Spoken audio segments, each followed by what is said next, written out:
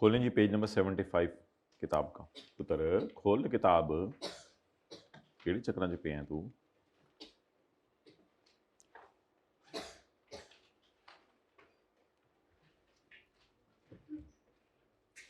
Question number 17.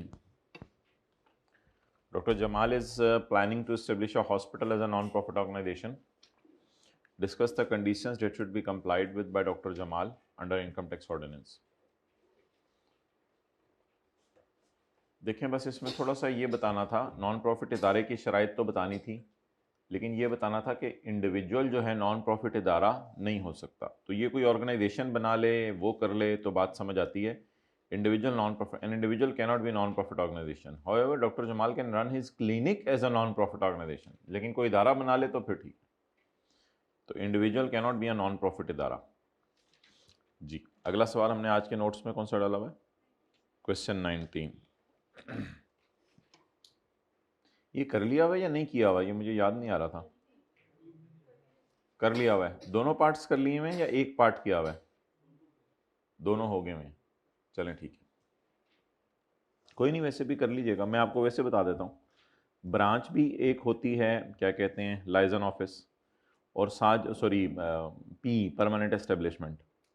और खाली purchase order से आप पीई नहीं बनते, मैंने कहा था सेल ऑर्डर होंगे तो पीई बनेंगे, और कंसल्टेंसी एक दिन के लिए भी देने आ जाएंगे तो आप परमानेंट एस्टेब्लिश बन जाएंगे। बाकी तो पब्लिक प्राइवेट कंपनी थी।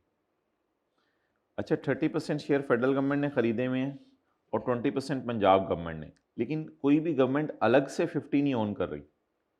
Dates why it was called as a private company. अच्छा जी, ये सवाल ना बड़ा कमाल है, इसको ज़रा करें। चैप्टर 7 में पेज नंबर लिखा हुआ है आपके नोट्स पे, सब कुछ लिखा हुआ है, page 135।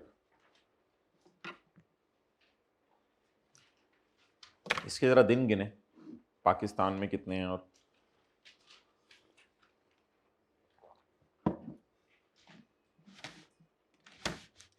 गिनवाए my dear. Akbar, a Pakistani citizen, worked at ABC Pakistan Limited, an unlisted public company and a wholly owned subsidiary of ABC International.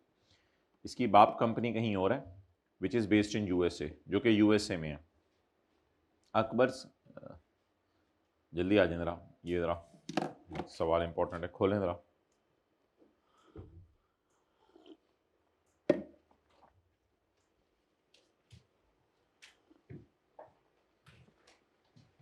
पढ़ें आप लोग जल्दी, बाकी जो बैठे हुए हैं।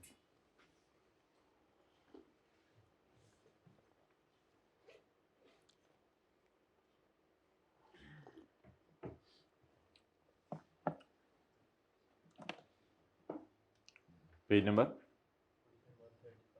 135।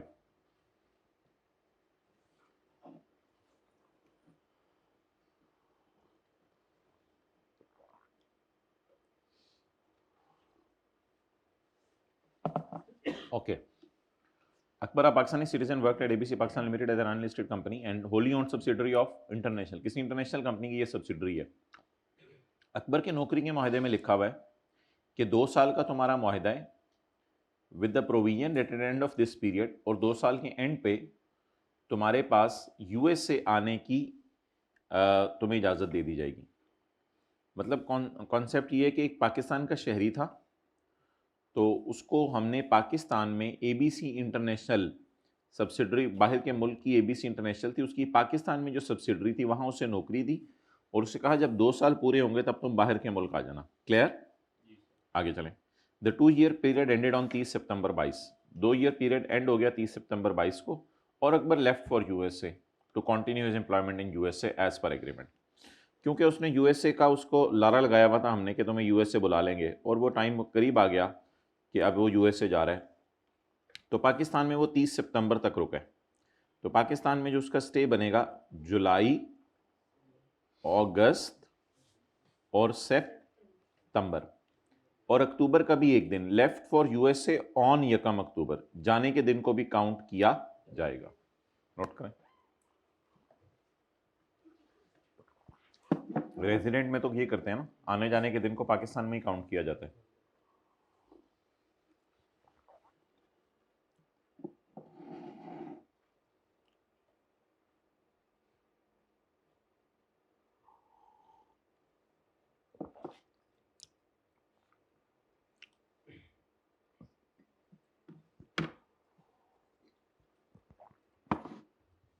अच्छा जी, लेफ्ट फॉर यूएसए ऑन यकम October to continue his employment in USA. On 15 February 23 he resign from USA. 15 फरवरी को यूएसए से भी रिजाइन कर गया। कैलकुलेटर पकड़ें। चलें फिलहाल कैलकुलेटर की जरूरत नहीं, वैसे बता दें अक्टूबर में कितने दिन है, एक दिन निकाल के पहला वाला 30। अक्टूबर, नवंबर, दिसंबर, जनवरी। On 15 February he resign from USA and joined UK under an employment agreement. आप बताएं ये 15 वाला दिन कहां काउंट किया जाए। अच्छा एक बात याद रखें, ये जो जाने और आने का दिन काउंट किया जाता है ना, ये रूल सिर्फ पाकिस्तान के लिए है कि पाकिस्तान आने का दिन और पाकिस्तान से जाने का दिन। बाकी बाहर के मुल्क में कोई हार्ड एंड फास्ट आप चला सकते हैं, कोई मसला नहीं। बेहतर है 15 फरवरी को उसने रिजाइन किया यूएसए से और यूके में ज्वाइन कर लिया, तो 15 का दिन यूएसए में ही गिन लें, यूके में भी गिन लेंगे तो कोई मसला नहीं। इतने बॉर्डर पे वो सवाल नहीं रखेगा कि आपको परेशान करे। हाँ वो रूल लॉ में लिखा हुआ है, पाकिस्तान आने जाने का दिन काउंट करना है। बाकी बाहर के मुल्क से किसी और बाहर के मुल्क में जाएं, उसके बारे में फिर जैसे भी कर लीजिएगा, खैर है। तो ठीक है 15 दिन इधर गिन लें। 15 दिन आपने किस पे गिन लिए, यूएसए में। अब कहाँ चला गया, यूके में। अच्छा यूके में, अच्छा यहाँ ना महीने भी गिनिएगा, इस महीने से इस महीने। सोल्यूशन ज़रा देख लीजिएगा ताकि आप लोगों को ना रेफर सोल्यूशन, ताकि सोल्यूशन में आप देख लें कि महीना भी लिखना है, कैसे लिखना है। अच्छा यूके में दिन काउंट करें माय डियर। 15 फरवरी ना गिने ना, अब 16, 17, 18, 19, 20। अगर उंगलियों पे गिनना है तो 16 से गिने, कैलकुलेटर पे गिनना है तो 28 माइनस 15 जी। यूके में स्टे 13 दिन, और आगे मार्च के 31। However due to family problems he resign from and return to Pakistan on 30 April. March के 31 हो गए और अप्रैल के 29। पाकिस्तान ध्यान रखिएगा, आने वाले दिन को पूरा काउंट करना है। अब मेरे ख्याल से ऊपर वापस आ जाएं, रेड मार्कर मैं पकड़ लेता हूं। जमा 1 ये अप्रैल में हो गया, और मई और जून। चलिए जी अब कैलकुलेटर पकड़ें जी। 155, 137। Okay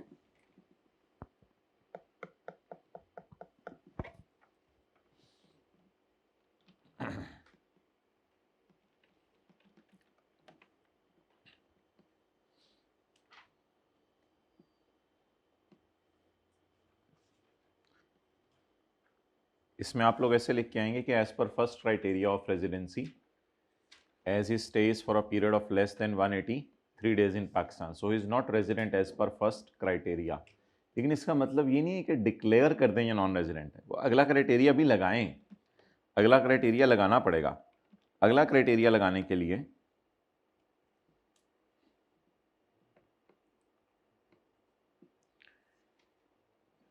stayed in Pakistan for 183 days, no।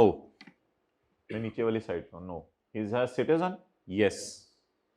Present in any other country for more than 182 days,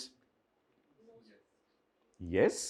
My dear, present in any other country for more than 182 days, no। Present in any other country for more than 182 days, no। He will be, is he considered resident of any other country? नहीं नहीं नहीं, कहीं सवाल में लिखा हुआ है कि यूके या यूएसए ने इसको रेजिडेंट करार दे दिया है, no. That's why he is a resident. ठीक है। सो अब आप हजरात ने जवाब क्या देके आना है, बहुत सारी डिस्कशंस हुई हुई है क्लास में। As per the second criteria, as per the second criteria he has not stayed in any other country for more than 182 days, and further he is not a resident in any of the country, therefore he will be considered as a resident individual। अच्छा जब resident साबित हो गया तो फिर याद रखिएगा इसकी पाकिस्तान सोर्स इनकम भी टैक्सेबल है और फॉरेन सोर्स इनकम भी टैक्सेबल है। जब रेजिडेंट साबित हो गया तो इसके बनने के भयानक नतीजे होंगे कि इसकी पाकिस्तान की इनकम भी टैक्सेबल होगी और फॉरेन इनकम भी टैक्सेबल होगी।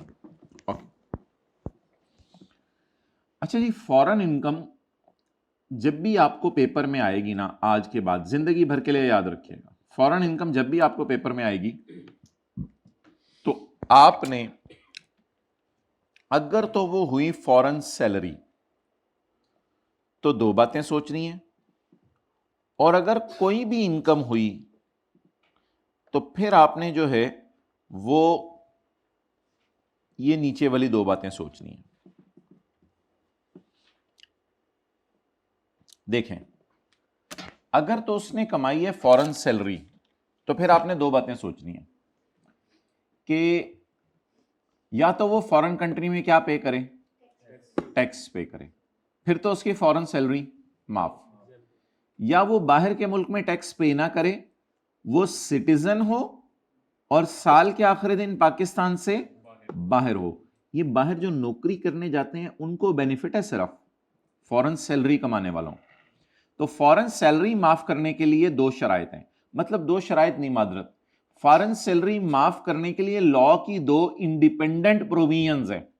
दोनों में से जो भी लग रही हुई कोशिश करके उसकी सैलरी माफ करवाइएगा। मिसाल के तौर पर हम अब फॉरेन सैलरी के बारे में यह देखने लगे हैं कि उसने फॉरेन कंट्री में टैक्स पे किया या नहीं पे किया। अब फॉरेन सैलरी वो कमा रहा है, आप लोगों को पता है फॉरेन सैलरी वो कमा रहा है, कैसे पता चला है फॉरेन सैलरी कमा रहा है? ये पढ़ें, Akbar left for USA to continue his employment in USA, left for USA to continue his employment, और ही रिजाइंड इन एंड और यूके में एम्प्लॉयमेंट। तो फॉरेन सैलरी तो कमा रहा है, तो पेपर कोई लफ्ज तो नहीं लिखेगा फॉरेन सैलरी, वो तो बाहर के मुल्क का नाम लिखेगा और साथ लिखेगा एम्प्लॉयमेंट का लफ्ज, यहां से आपको पता चल जाएगा फॉरेन सैलरी है। अब if he is earning foreign salary, तो सवाल की रिक्वायरमेंट पढ़ें क्या है, under the provision discuss the tax treatment of foreign salary.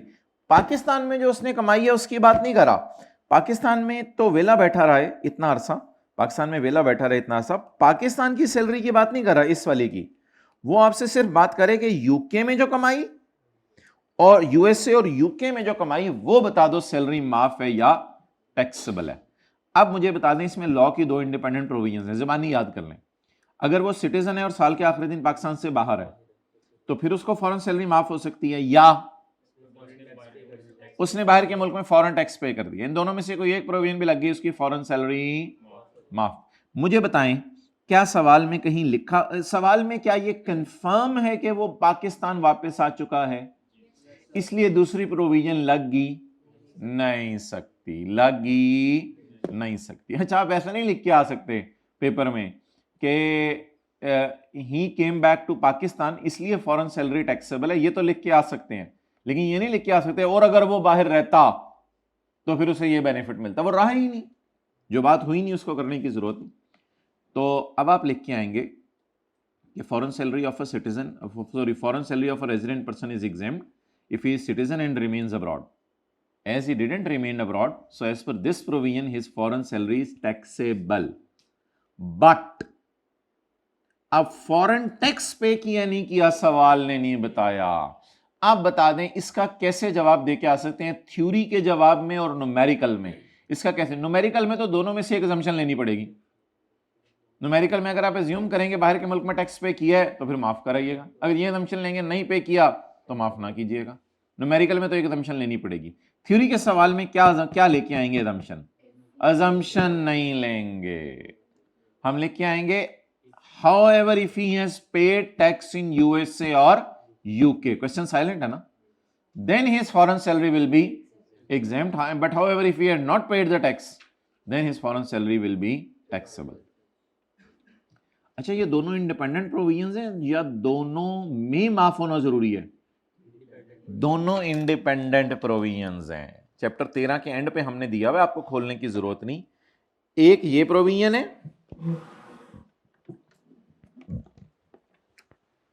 Foreign salary माफ हो सकती है या तो फॉरेन कंट्री में टैक्स पे कर दो, या आप सिटीजन हो और रिमेन्स अब्रॉड। डन। अब पूरा जवाब जो है वो क्या बनेगा?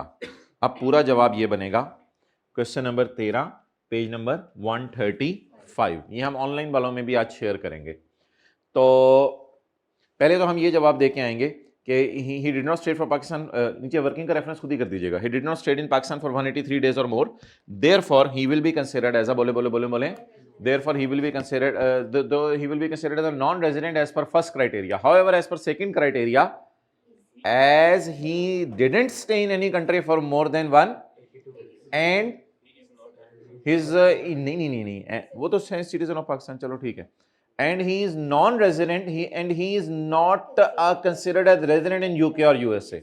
That's why he will be considered as resident in Pakistan. So it is decided that he is, so the conclusion is that he is a resident individual. अब वैसे आपसे पूछ रहा हूं, as a general rule residents Pakistan source and foreign source salary are chargeable to tax. तो इसमें Pakistan source का अगर कमेंट मांग के आता तो लिख के आना था आपने, वो टैक्सेबल है। अब फॉरेन सैलरी के बारे में आप लिख के आएंगे, foreign salary of an individual is exempt if he is citizen and remains abroad at end of year. However he came to Pakistan, so as per this provision his salary income is taxable, but if he has paid the foreign tax, और ये भी लिख के आ सकते, then an independent provision will allow him exemption. But इतना लंबा ना लिखने की कोशिश कीजिएगा, पर लिखेगा but if he has paid the foreign tax, then his salary income will be exempt from tax. But however, if he has not paid it, then it will be chargeable to tax. Done? Done? चलें जी आगे। बस आप मुझे तरतीब से बताते जाए ना, आप नोट्स में क्या चीज़ें तो आपको बता दी हैं। क्वेश्चन 17 हो गया, 19 हो गया। ये चैप्टर 8 का सेक्शन 78 है, 75A है ना, इसको ना थोड़ा सा मैं शायद उसमें डालूंगा मॉक में, फिर उसकी डिस्कशन कर लेंगे। थोड़ा सा ग्रे एरिया एक दो ICAP की किताब में, वो फिर सेक्शन खोल के भी आपको किसी दिन दिखा देंगे। फिलहाल आप ये दो सवाल करें ज़रा बिजनेस के, क्वेश्चन 33 एंड 48।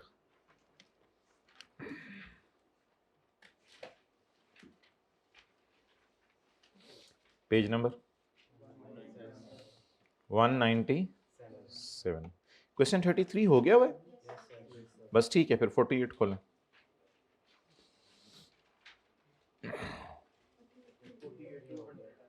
$48 हो गया हुआ है, अच्छा ओके। 48 मैंने एक चीज खोले जरा, देखें स्पेक्यूलेशन के जो सवाल है ना वो अक्सर आए हैं, और उन सवालों में ये लिखा होता है, कई दफ़ा सवाल में लिखा होता है कि he did not took the delivery, फिर आपने इसको क्या कह देना, स्पेक्यूलेशन। अच्छा, एक सवाल हमने और भी पढ़ा था, ही did not took the delivery की जगह लिखा हुआ था ही सोल्ड द कॉन्ट्रैक्ट, यानी चीजें नहीं बेची, हुई सोल्ड द कॉन्ट्रैक्ट। इसको भी मैंने क्या कहा था, speculation. This is one of the worst question in the history of ICAP। Mujtaba Hussain is engage in the business of cashew nut processing. On 31 July he entered into a 6 month contract for the, page number ऊपर लिखा हुआ है देखें यहां पे इसमें notes में, इनको बता देना जल्दी, 200, क्योंकि जितनी देर में पेज खुलना मैंने समझा के आगे भी चले जाना है। Mujtaba Hussain is engaged in the business of cashew nut processing. On 31 July, he entered into a 6 month forward contract for the purchase of raw material used in business to safeguard against loss due to future price fluctuation. हमने कहा था जब भी कभी ये line आ जाए तो आप चाहे स्पेक्यूलेशन मार्केट में ही गए हों, इस लाइन का मतलब होगा अपने बिजनेस को क्या लेना है, नॉन स्पेक्यूलेशन। असल में होता ये कि आपकी दुकान किसी अच्छे इलाके में होती है, ये स्पेकुलेशन बिजनेस अक्सर छुप छुपा के, मिसाल के तौर पे मैं ऐसी मिसाल दे रहा हूँ, होता है। तो स्पेकुलेशन बिजनेस करने के लिए किसी मार्केट में जाना पड़ता है। अब आप अपनी दुकान पे रहते हुए चीज़ें बेच रहे थे, आपको चीज़ों के बेचने पर डर था कि मुझे गेन या लॉस ना आ जाए। इस गेन लॉस को कवर करने के लिए आप स्पेकुलेशन मार्केट में गए। अब अगर स्पेकुलेशन मार्केट में डिलीवरी नहीं भी करते तो उसको स्टिल स्पेक्यूलेशन गेन लॉस नहीं कहा जाएगा, क्योंकि आपके जाने का मकसद नेक था, to guard against loss due to price fluctuation. On 31 January maturity date forward contract, he took the delivery of raw material. ये लाइन अब अजीब है, he took the delivery of raw material.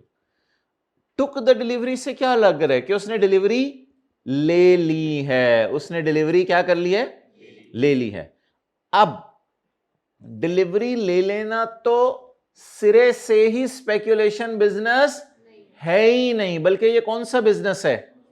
अच्छा, अब जरा तरतीब देखिएगा। डेफिनेशन में पहली दो लाइनें थी कि डिलीवरी ना लो तो स्पेक्यूलेशन है। एक्सेप्शन में लिखा हुआ था डिलीवरी ना भी लो, अगर स्पेक्यूलेशन मार्केट में गार्ड अगेंस्ट लॉस के चक्कर में गए हो तो भी नॉन स्पेक्यू।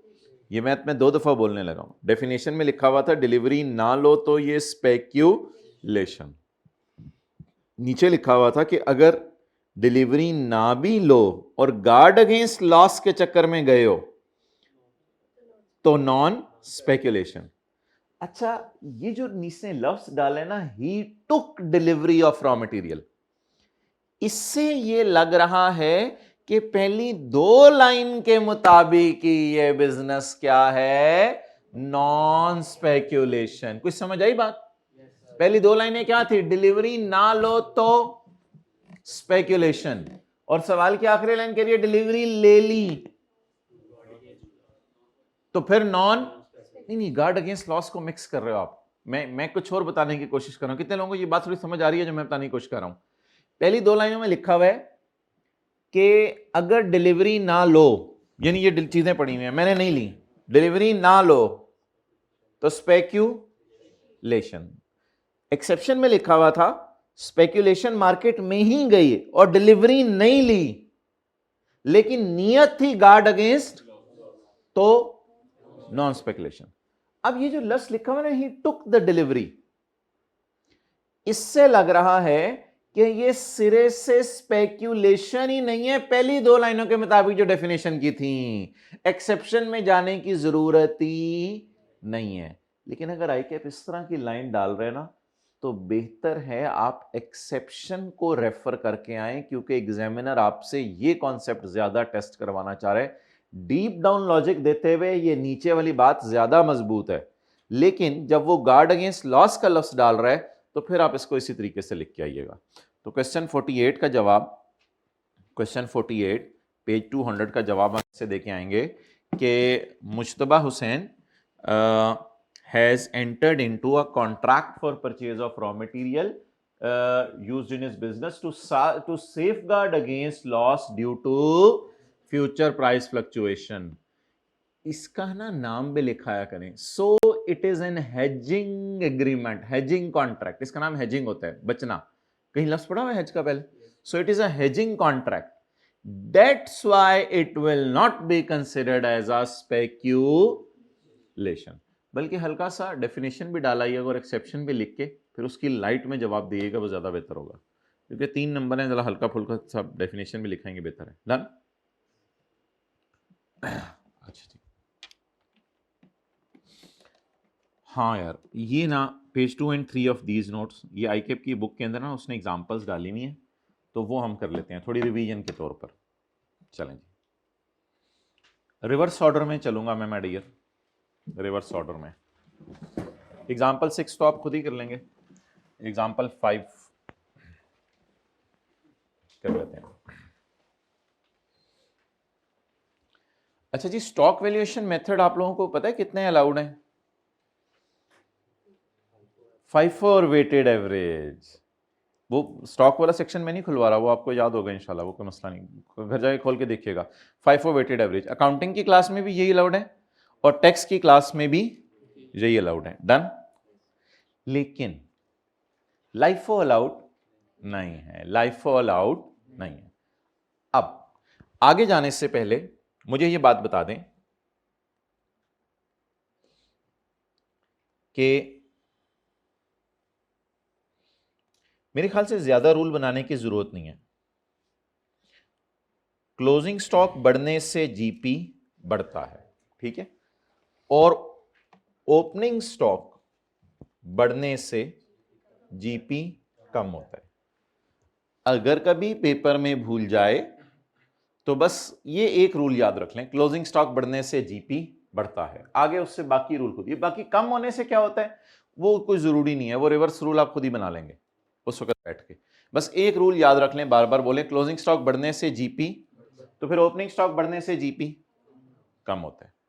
अच्छा, अगर फिर भी खुदा ना खास्ता भूल जाता है तो लॉजिक, और जिंदगी में याद रखिएगा, अगर फिर भी लॉजिक भी फेल हो जाती है ना, तो पेपर में कोई भी पेपर हो, अकाउंटिंग का हो या हो, एक आधा मिनट अप्लाई करके देख लिया करें।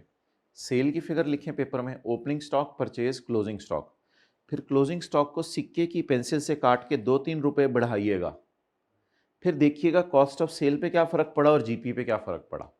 मैं कॉस्ट ऑफ सेल पे फ़र्क नहीं बता रहा क्योंकि मैं अकाउंटिंग की क्लास में नहीं बैठा हुआ, मैं आपको बस जीपी पे फ़र्क बता रहा हूँ क्योंकि हमने न्यूमेरिकल में इसको देख के चलना है, तो इसलिए मैं कॉस्ट ऑफ सेल पे फ़र्क नहीं बता रहा। वैसे लॉजिक ये है कि क्लोजिंग स्टॉक जितना बढ़ जाता है तो असल में ओपनिंग स्टॉक और परचेज बढ़ने से कॉस्ट ऑफ सेल बढ़ती है। वैसे बता रहा हूँ, ओपनिंग स्टॉक और परचेज बढ़ने से कॉस्ट ऑफ सेल बढ़ती है, तो क्लोजिंग स्टॉक के बढ़ने से कॉस्ट ऑफ सेल, खर्चे कम हो जाएं तो खुशी होती है। क्लियर? इसलिए जीपी बढ़ता है। You are requested to compute the taxable income. अब आप लोगों ने व्हाइट बोर्ड की तरफ देखना है, सॉल्यूशन ही देखना प्लीज, इधर देखना है। You are requested to compute the taxable income from accounting profit before tax of 4 lakh. PBT आया 4 लाख इस साल का, जिसमें कॉस्ट पड़ा हुआ है, ओपनिंग स्टॉक है 1 लाख का और क्लोजिंग स्टॉक है 2 लाख का। Please note that both opening and closing stock are unluckily at LIFO. LIFO तो अलाउड ही नहीं है। Whereas value of opening and closing stock on FIFO basis is 50,000 and 3,75,000. The stock should be stated at FIFO or weighted average, not at LIFO. ये bracket तो उसको देने की जरूरत नहीं है, ये ब्रैकेट आपके पेपर में नहीं देगा क्योंकि ये तो आपको बता रहा है कि लॉ का कानून क्या है। कानून तो हमें ज़बानी याद है कि लाइफो यूज करने की इजाजत नहीं है, फाइफो या वेटेड। अब वेटेड एवरेज का तो डाटा ही नहीं दिया हुआ, तो आप बताएं मैं किस मेथड से किसकी तरफ जाने लगा हूं, लाइफो से फाइफो की तरफ। अच्छा, इसमें ओपनिंग क्लोजिंग स्टॉक दोनों को छेड़ेंगे। क्लास में मैंने एक एडजस्टमेंट कराई थी जिसमें मैंने आपको कहा था ओपनिंग स्टॉक नहीं छेड़ना, वो एडजस्टमेंट अभी मैं रिवाइज करवाऊंगा। इसमें ओपनिंग क्लोजिंग स्टॉक दोनों को छेड़ेंगे क्योंकि that is an error, LIFO allowed ही नहीं है। और मैं ये नहीं कह सकता कि पिछले साल का स्टॉक सही है क्योंकि वो लाइफो पे पड़ा हुआ है, वो ब्लंडर है। तो इधर ओपनिंग क्लोजिंग स्टॉक दोनों को छेड़ेंगे। अब कैलकुलेटर पकड़े बगैर मुझे बता दें 4 लाख में ओपनिंग स्टॉक का क्या फर्क पड़ेगा। किस पे पड़ा हुआ है स्टॉक? 100 रुपए पे। लेके किस पे जाना है? 50 पे। तो ओपनिंग को 100 से 50 पे लेके जाना है, तो ओपनिंग स्टॉक को नहीं, ऐसे क्यों बोल रहे हो भाई, ओपनिंग स्टॉक को कम करना है। ये तो मैंने बढ़ाने का रूल लिखा है, रूल एक दो लिख लीजिएगा काफी होंगे, 4 रूल लिखने की जरूरत नहीं। ओपनिंग स्टॉक को आपने क्या डिसाइड किया? बोले ओपनिंग स्टॉक कम करने से जीपी, बस ये रूल लिख लीजिएगा पेपर में सिक्के की पेंसिल से साइड पे, ओपनिंग स्टॉक कम करने से जीपी बढ़ जाएगा। तो एक आप लोगों ने मुझे मशवरा दिया 50 को क्या कर दूं, कम कर दें। अब अगर कम करना है तो यार हाथ धोगी, फिर दोबारा बात कर लेते हैं। ओपनिंग स्टॉक किस पे पड़ा हुआ है? 100 पे। लेके किस पे जाना है? ओपनिंग स्टॉक कम करना है। ओपनिंग स्टॉक कम करने से जीपी बढ़ जाएगा, तो क्या लिखूं यहां? +50। क्लियर? आगे चलें। क्लोजिंग स्टॉक कितने पे पड़ा हुआ है? 200 पे। लेके किस पे जाने? क्लोजिंग स्टॉक बढ़ने से जीपी कम हो जाएगा। लिखा हुआ नहीं समझ आ रहा। 175 से जीपी बढ़ जाएगा, तो वो जरूरी नहीं हो सकता दोनों एडजस्टमेंट से बढ़ना कम होना। मैं क्या करूं, दोनों एडजस्टमेंट में प्लस हो रहा है, तो what is my taxable profit? 6,25,000। Done. तो ये रिवीजन के तौर पे कर लीजिएगा, इसमें भी वही है, लाइफो से फाइफो पे जा रहे हैं, 100 से 200 हो रहा है, 200 से 155 हो रहा है। डन। आगे चलें रिवर्स ऑर्डर में। ये आज के नोट्स में हैं सफ़े, ऑनलाइन वाले हजरात माजरत। You are requested to compute the taxable business income from accounting profit. Try करें ज़रा, अपने नोट से ना पढ़ें।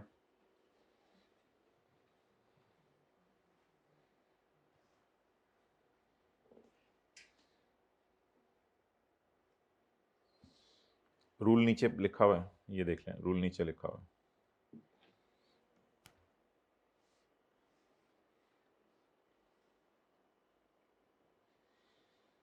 लाइफ ऑफ फाइफो का चक्कर है या एनआरबी लॉस रिकॉर्ड करवाना चाह रहा है? अच्छा जी, ओपनिंग स्टॉक कितना है? था, कितना था? 100। किस पे लेके जाना है?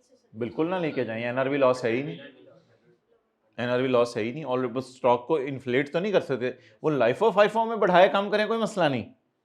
एनआरवी में तो एनआरवी पे लेके आते हैं, ये तो कॉस्ट इसकी 100 है, इसको तो 70 के ऊपर ले जाएं। एनआरवी अगर लोअर होती तो फिर करते हैं ना, तो ओपनिंग स्टॉक में there is no adjustment required, but in closing stock, closing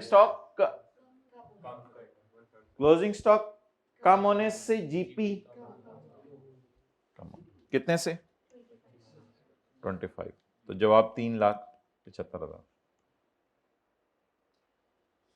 बाकी ये टोटल मैंने चेक नहीं किया, एडजस्टमेंट सही की हुई है किताब में, ये टोटल देख लीजिएगा, कोई गलत हो गया।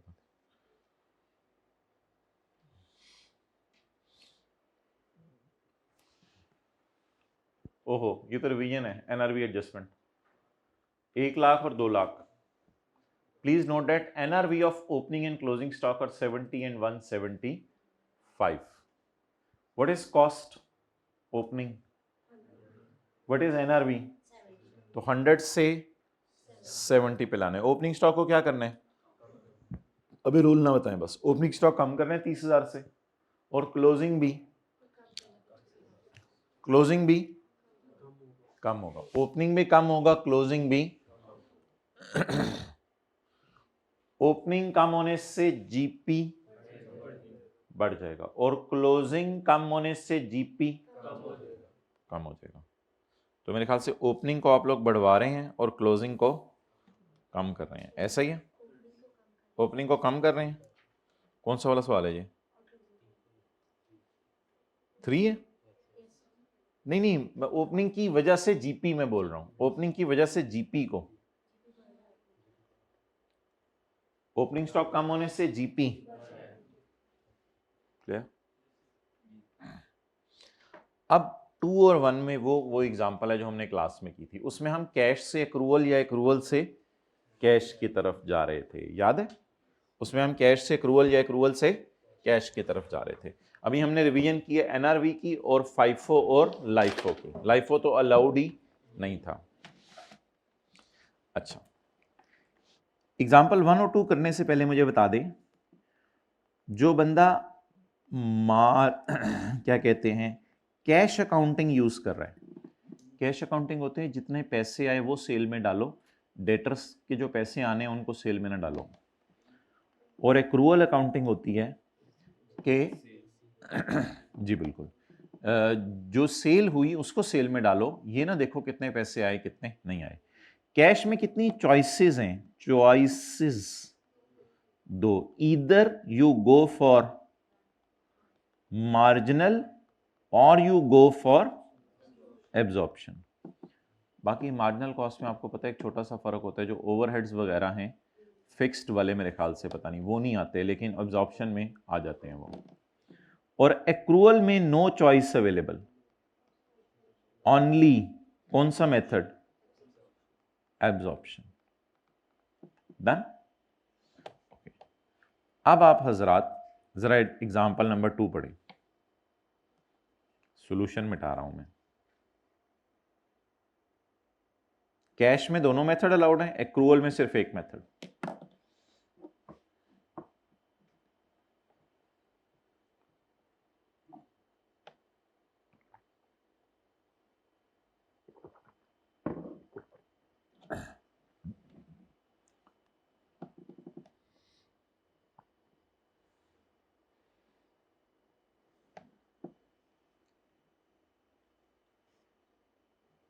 You are requested to compute the taxable income which includes opening stock at 1 lakh and closing stock of 2 lakh on a marginal basis. ये किस पे पड़ा हुआ है? मार्जिनल से मुझे नहीं पता कैश एक्रूवल है, सवाल बताओ आगे कैश है या एक्रूवल है, बाद में पता चले तुम एक्रूवल यूज कर रहे हो, एक्रूवल में मार्जिनल की इजाजत ही। कहते हैं फिलहाल वैसे मैं आपको बता रहा हूं ये मार्जिनल पे पड़ा हुआ है। Opening and closing on marginal, अच्छा दोनों ही मार्जिनल पे पड़े हुए हैं। बी एडजस्टेड, इनको एडजस्ट करो, अच्छा to comply with the tax loss, ताकि टैक्स लॉस से ये कंप्लाई करें, जो कि चाहता है स्टॉक को एब्जॉर्प्शन पे लाए जाएं, where the absorption value are इतने, जहां एब्जॉर्प्शन वैल्यू इतनी है। कहते हैं मार्जिनल से एब्जॉर्प्शन पे लाओ। हमने कहा क्यों, लॉजिक वजह की चाहते हो? Please note that methods of accounting in last year was cash. तो बेटा फिर मार्जिनल पे नहीं, एब्जॉर्प्शन पे नहीं लाएंगे हम, उसमें तो मार्जिनल अलाउड था। कैश में कौन सा अलाउड था? तो ओपनिंग को हम नहीं छेड़ सकते। ओपनिंग, क्योंकि ओपनिंग पिछले साल का क्या होता है? क्लोजिंग। और क्लोजिंग जब पिछले साल का कैलकुलेट हुआ था तो मेथड कौन सा था? कैश। मेथड कौन सा था? उसकी वजह से हम स्टॉक को कैसे वैल्यू करे थे? मार्जिनल। तो करते रहे, कोई मसला नहीं, मना ही नहीं था। Please note method of accounting last year was cash, whereas in current year we have changed from cash to accrual. In current we have changed. जोर किस पे है? In current we have change, in past change नहीं किया हमने। अब बताएं, पिछले साल कैश था तो कौन कौन सा अलाउड था? मार्जिनल या, और मार्जिनल पे पड़ा हुआ ओपनिंग, तो पड़ा रहने दें। इस साल कौन सा है? इसमें चॉइस कौन सी है? लेकिन अनलकीली हमारा ओपनिंग क्लोजिंग स्टॉक दोनों किस पे पड़े हुए हैं? अब बता दें छेड़ना किसको है? क्लोजिंग। कैश में नो एडजस्टमेंट रिक्वायर्ड, और एक्रूवल में 2 लाख को किस पे लाने? क्लोजिंग स्टॉक बढ़ने से जीपी बढ़ जाएगा।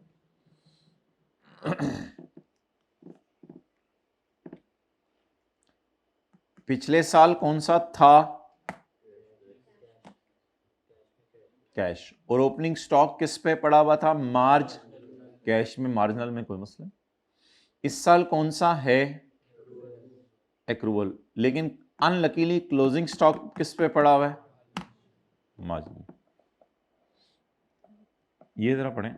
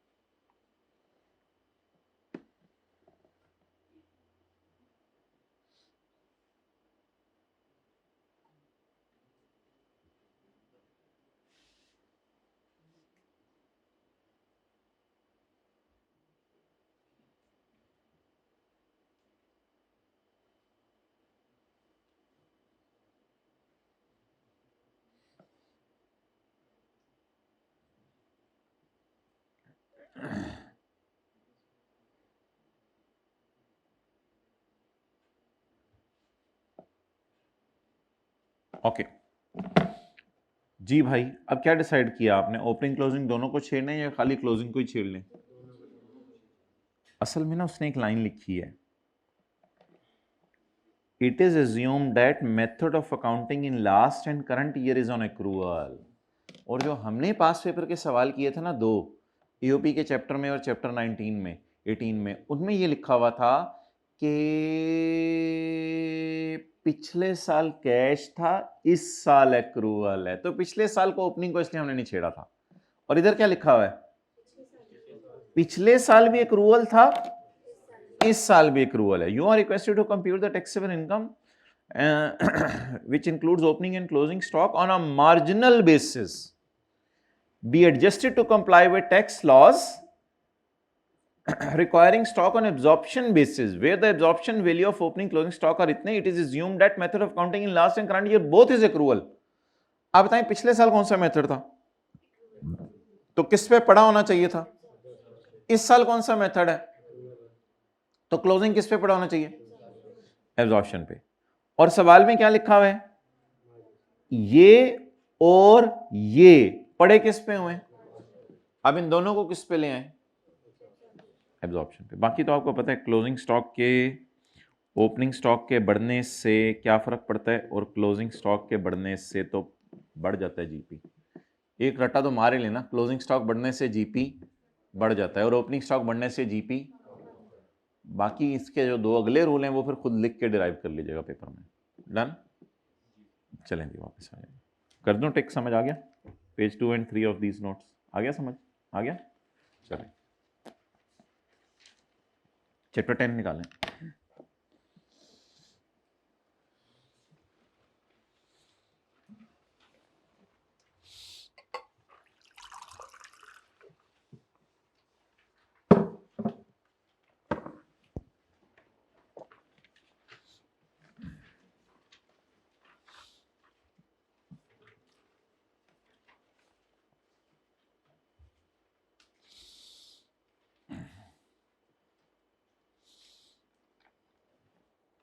कौन सा पेज है,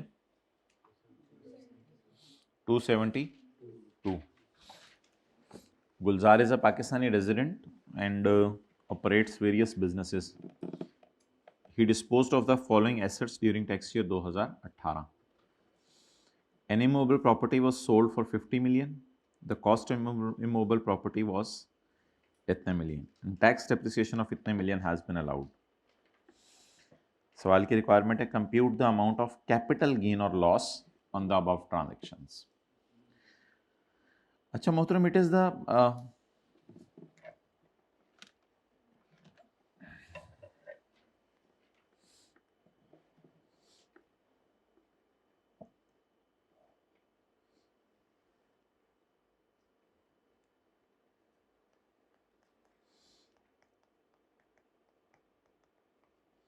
अच्छा मेरी शॉप की बिल्डिंग है,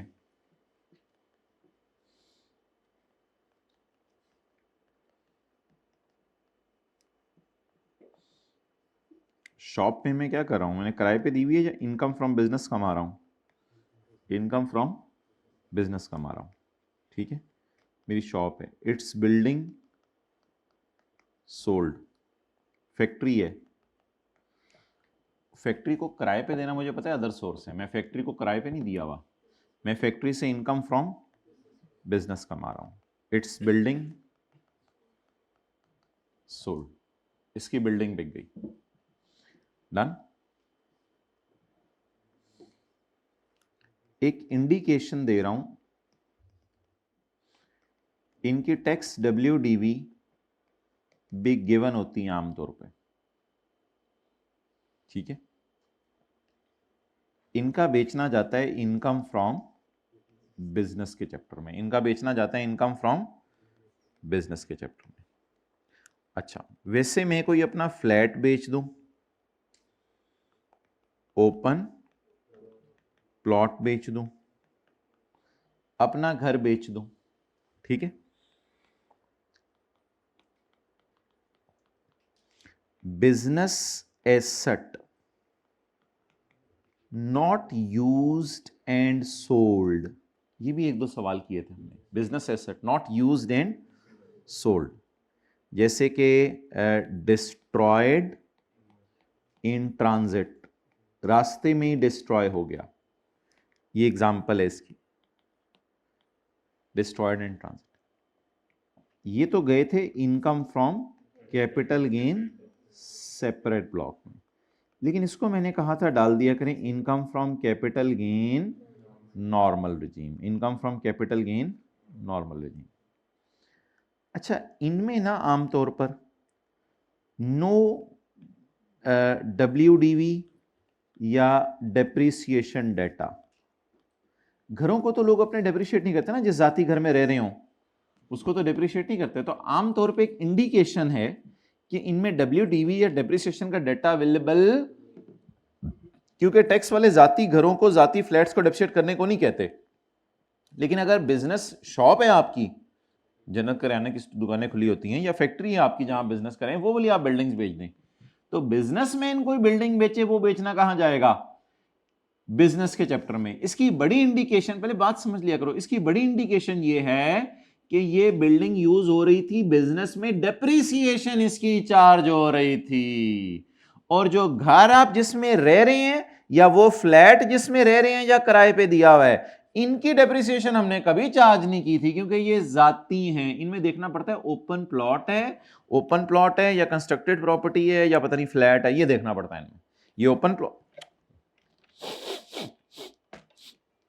ओपन प्लॉट है, ये कंस्ट्रक्टेड प्रॉपर्टी है, और ये फ्लैट है, इनमें ये देखना पड़ता है कि इनका बिकना कहां जाएगा। तो मैं दो में से फिक्रा बोल रहा हूं, जो भी पेपर में आपको बात समझ आ गई।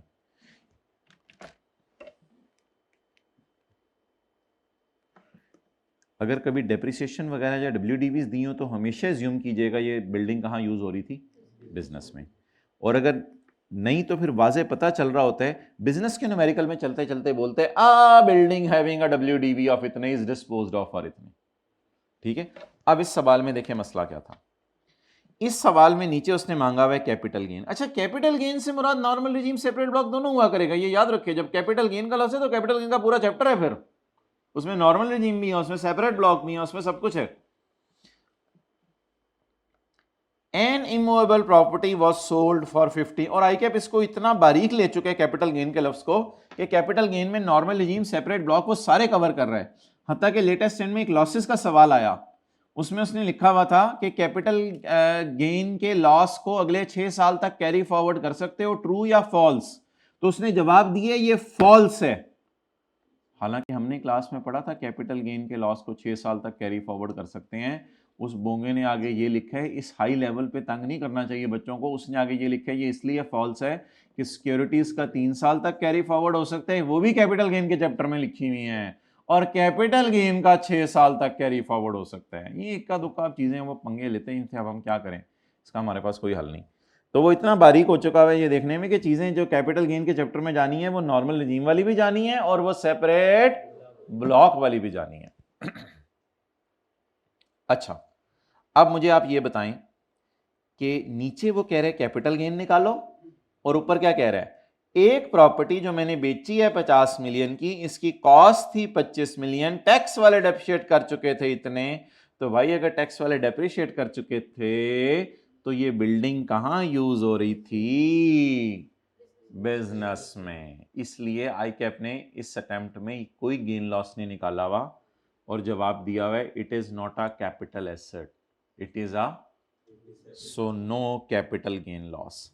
और अगर बिजनेस का चैप्टर होता फिर मैं आपको जरूर कहता कि खरीदा कितने का है, 25 million, where the consideration exceed the cost, extend the formula of BV, वो सारी बातें याद है, वो इंशाल्लाह रिवाइज करेंगे तो वो रिवीजन में याद आ जाएंगे, वो कोई भी याद आना जरूरी नहीं।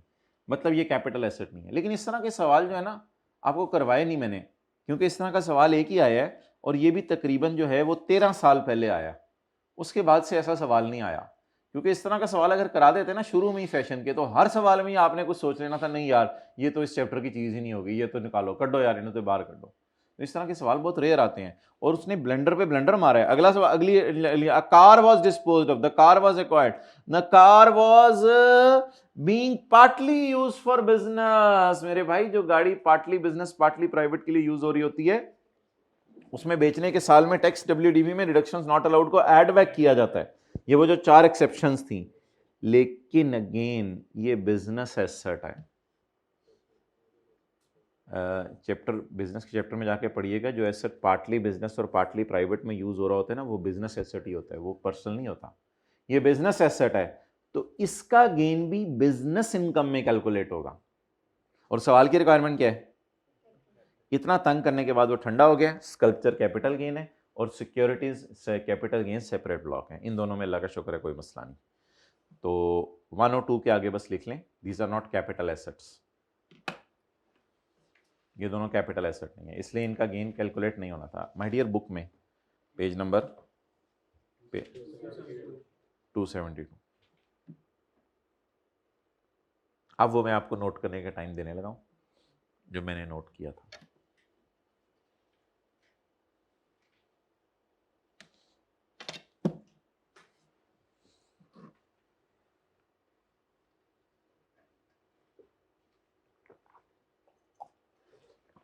बिजनेस एसेट की इंडिकेशन क्या होगी?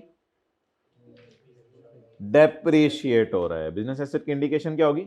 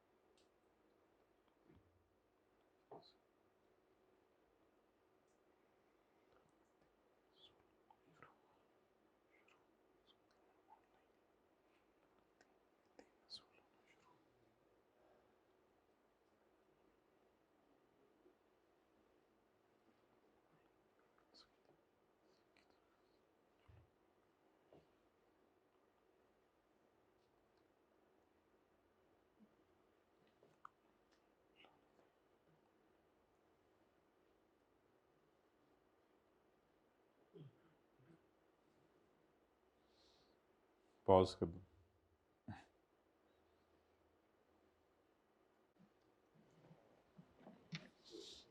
ओके,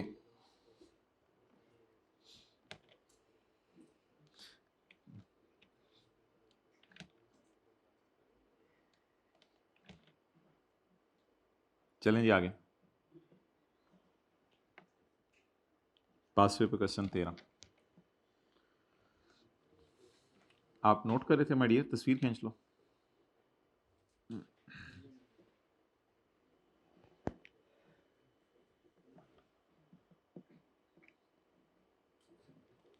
अच्छा, if you are an active taxpayer the story is different, if you are not an active taxpayer the story is different.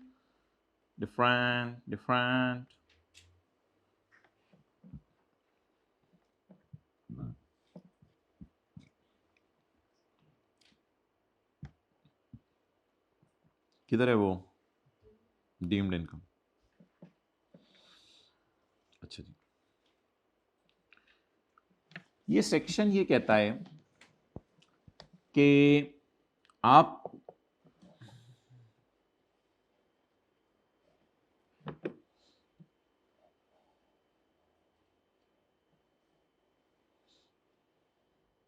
अभी आप लोग सिर्फ जो है ना ये 2 कॉलम देखें। भाई स्टिक मंगवाओ, बस ये 2 कॉलम देखें। मेरा एक प्लॉट है लाहौर में, अभी ये तो क्रॉस टिक और इधर टिक क्रॉस नहीं देखना आप लोगों ने। मेरा एक प्लॉट है लाहौर में, एक हाउस है मेरा, एक शॉप है मेरी, एक हाउस है मेरा, एक एग्रीकल्चर लैंड है। अब आप लॉजिक पे चलें। लॉजिक पे चलते हुए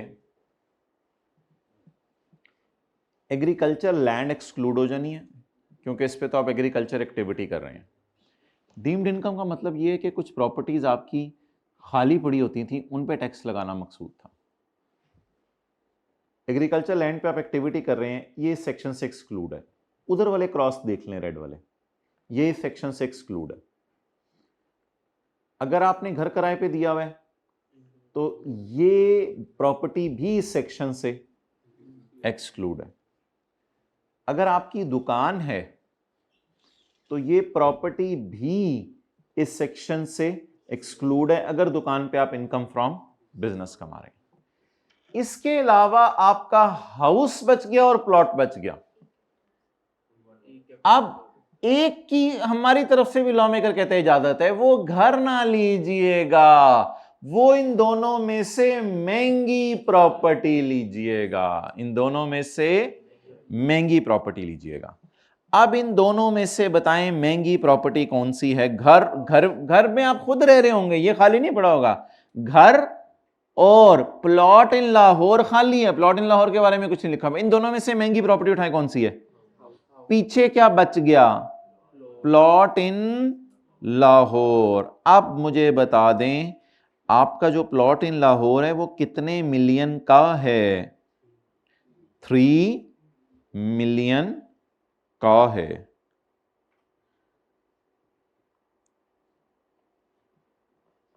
ओके, अब किस फिगर पर यह सेक्शन लगना है, किस प्लॉट पर यह सेक्शन लगना है? प्लॉट इन लाहौर जो कितने मिलियन का है। यहां लॉ मेकर ने आके एक आखिरी छूट दी, अगर इसकी प्राइस इमटेरियल है तो भी इसको फारग कर दो। इसकी प्राइस 25 मिलियन से कम है। पॉइंट जी पढ़े, where the fair market value does not exceed 25 million. इसकी प्राइस 25 मिलियन से क्या है? कम है। Okay, let's revise.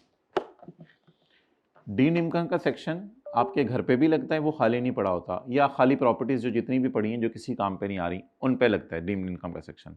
ये बात मेरी खत्म होगी। दूसरी बात, जाहिर बात है एग्रीकल्चर लैंड है, उस पर तो काम चल रहा है, घर का आपने किराए पे दिया हुआ है, दुकान आपने दुकान पे बिजनेस कर रहे हैं, इन तीनों पे तो क्रॉस देखें ये सेक्शन नहीं लगता। समझ आ गई बात? अगली बात, हाउस और प्लॉट बच गया। इन दोनों में से, इन दोनों क्या, ये चार भी चीजें बचती ना, इनमें से सबसे बड़ी वाली फिगर महंगी वाली उसको आपने एक्सक्लूड कर देना, क्योंकि एक की उसने छूट दी हुई है। ये छूट मस्ट है। बाकी जो बच जाएंगी खाली प्रॉपर्टीज और जिसमें आपका घर भी आएगा, उनमें आपकी मर्जी है। सबसे महंगी वाली को खाली कर दें।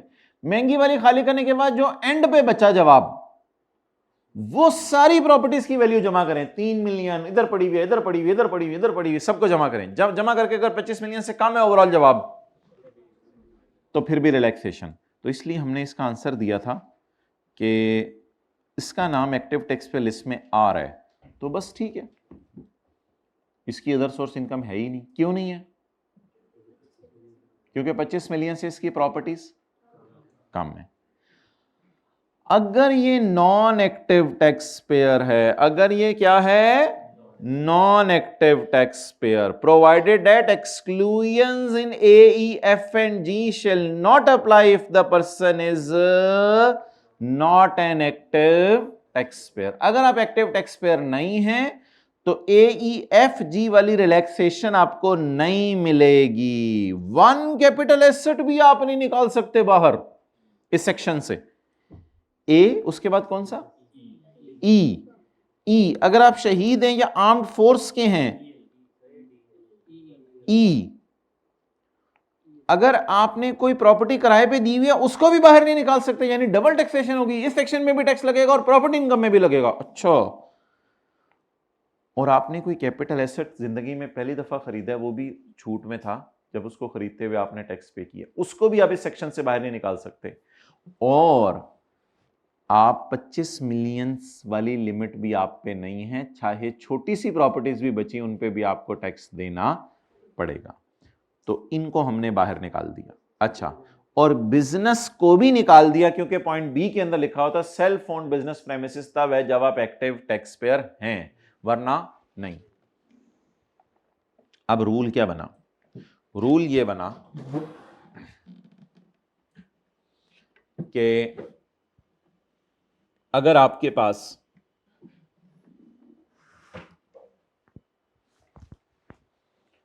ये जो सारी एक्सक्लूजन्स थी ए से लेके जी तक, ये तो उन लोगों के लिए जो एक्टिव टैक्स पेयर हैं, और जो एक्टिव टैक्स पेयर नहीं है, जो एक्टिव टैक्स पेयर नहीं है उनको हमने यहां से, उनको ये वाली छूट भी अवेलेबल नहीं है। मैंने एक्टिव इसलिए लिखवाया था कि एक्टिव को है, तो नॉन एक्टिव को ये वाली छूट भी अवेलेबल नहीं है, नॉन एक्टिव को ये वाली छूट भी अवेलेबल नहीं है, और नॉन एक्टिव को ये वाली 3 छूट भी अवेलेबल। इस बुनियाद पर हमने यहां लिखा था कि जो नॉन एक्टिव बंदा है उसे ये वाली छूट भी अवेलेबल नहीं है, ये वाली भी अवेलेबल नहीं है, और ये वाली भी अवेलेबल नहीं है। एग्रीकल्चर लैंड में नॉन एक्टिव को छूट अवेलेबल है, कोई मसला नहीं, एग्रीकल्चर लैंड में ये छूट अवेलेबल है नॉन रेजिडेंट। इस वजह से 3 जमा 9 जमा 6 जमा 3 अगर लेस देन 25 मिलियन है तो भी ये बंदा मारा जाएगा। अभी मुझे नहीं पता 25 से कम है या ज्यादा है, तो भी 21 है तो भी ये बंदा मारा जाएगा और इस बंदे को इस सेक्शन के मुताबिक टैक्स देना पड़ेगा। अच्छा, ये सारी डिस्कशन के बाद अब हमने करना था, अच्छा ये जो एग्रीकल्चर लैंड है ना, उस बंदे को ये रिलैक्सेशन अवेलेबल है, लेकिन उसके साथ जो फार्म हाउस अटैच हुआ हुआ है ना, जिसमें आपने स्विमिंग पूल बनाया हुआ है और पार्क बनाया हुआ है अपने खेलने कूदने के लिए, उसमें अगर ये वाली कंडीशंस हैं तो इन लिमिट्स को अगर आप क्रॉस कर रहे हैं तो फिर यू आर सपोज टू पे the tax under this section. अब इसको जरा तसल्ली से पढ़ें। ये जो सवाल है चैप्टर 10 में क्वेश्चन 13 जो मैंने लिखा हुआ है,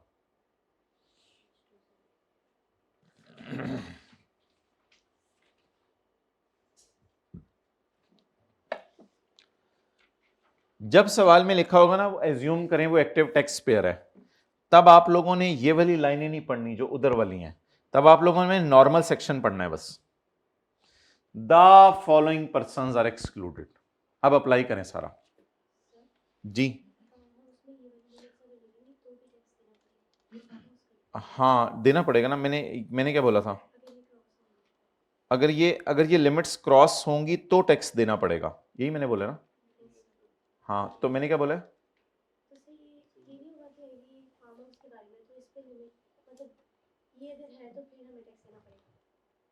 farm house means a farm house अगर बड़ा है बेसिकली तो आपको टैक्स देना पड़ेगा। अभी लगा लेते हैं। For the purpose this spot assumed that today is 31 August 2025 Suhail has owned the following properties। Assume करें ये एक्टिव टैक्स पेयर। एक ऑफिस बिल्डिंग है जिसकी मार्केट वैल्यू 30 मिलियन है। ऑफिस बिल्डिंग में क्या हो रहा होगा, बिजनेस हो रहा होगा। आप बताएं, self owned business premises where business is carried on, the followings are excluded from this section। so इस प्रॉपर्टी पे ये टैक्स लगेगा या नहीं लगेगा, नहीं लगेगा। आगे चलें। an open plot of 26 million, the plot was allotted by federal government to an ex army officer who later sold it to Suhail, जिसने बाद में the open plot with the plot was allotted by federal government to an ex-army officer who later sold it to Suhail. मोहतरम ये वाली provisions ना पढ़े, capital asset allotted to us नहीं है, कैपिटल एसेट अलॉटेड टू शहीद या capital asset allotted to PA या फेडरल गवर्नमेंट का एम्प्लॉय। अगर कैपिटल एसेट इनको मिला और इनके पास पड़ा हुआ खाली, इनको छूट है, सुहेल को तो मिला ही नहीं। मिला किसको था, एक्स आर्मी ऑफिसर को। बाद में इसने किसको बेच दिया, सुहेल को। आप बताएं ये वाली छूट अवेलेबल है या ये वाली छूट अवेलेबल नहीं है? क्यों नहीं छूट अवेलेबल? इसका तो एक्स ये आर्मी ऑफिसर है या कोई और आर्मी ऑफिसर था? अगर किसी और आर्मी ऑफिसर को मिले और खाली पड़ा रहे उससे रिलैक्सेशन है। सुहेल आर्मी ऑफिसर है या सुहेल नहीं आर्मी ऑफिसर? सुहेल तो नहीं आर्मी ऑफिसर। इस पे बजाहिर ये सेक्शन लगेगा। आगे चलें। बाद में एक और छूट है, वो मैं एंड पे बताऊंगा वो क्या होती है। Agriculture land with a farm house having a fair value of 70 of land. Agriculture land पे छूट है। एग्रीकल्चर लैंड पे क्या है, फार्म हाउस की डिस्कशन अलग है। एग्रीकल्चर लैंड हमेशा छूट है अगर उस पे एग्रीकल्चर एक्टिविटी हो रही है, बाय डिफॉल्ट एज्यूम करेंगे हो रही है। ये देखें ना, self owned land where agriculture is carried out, इस पे छूट है, लैंड पे छूट है।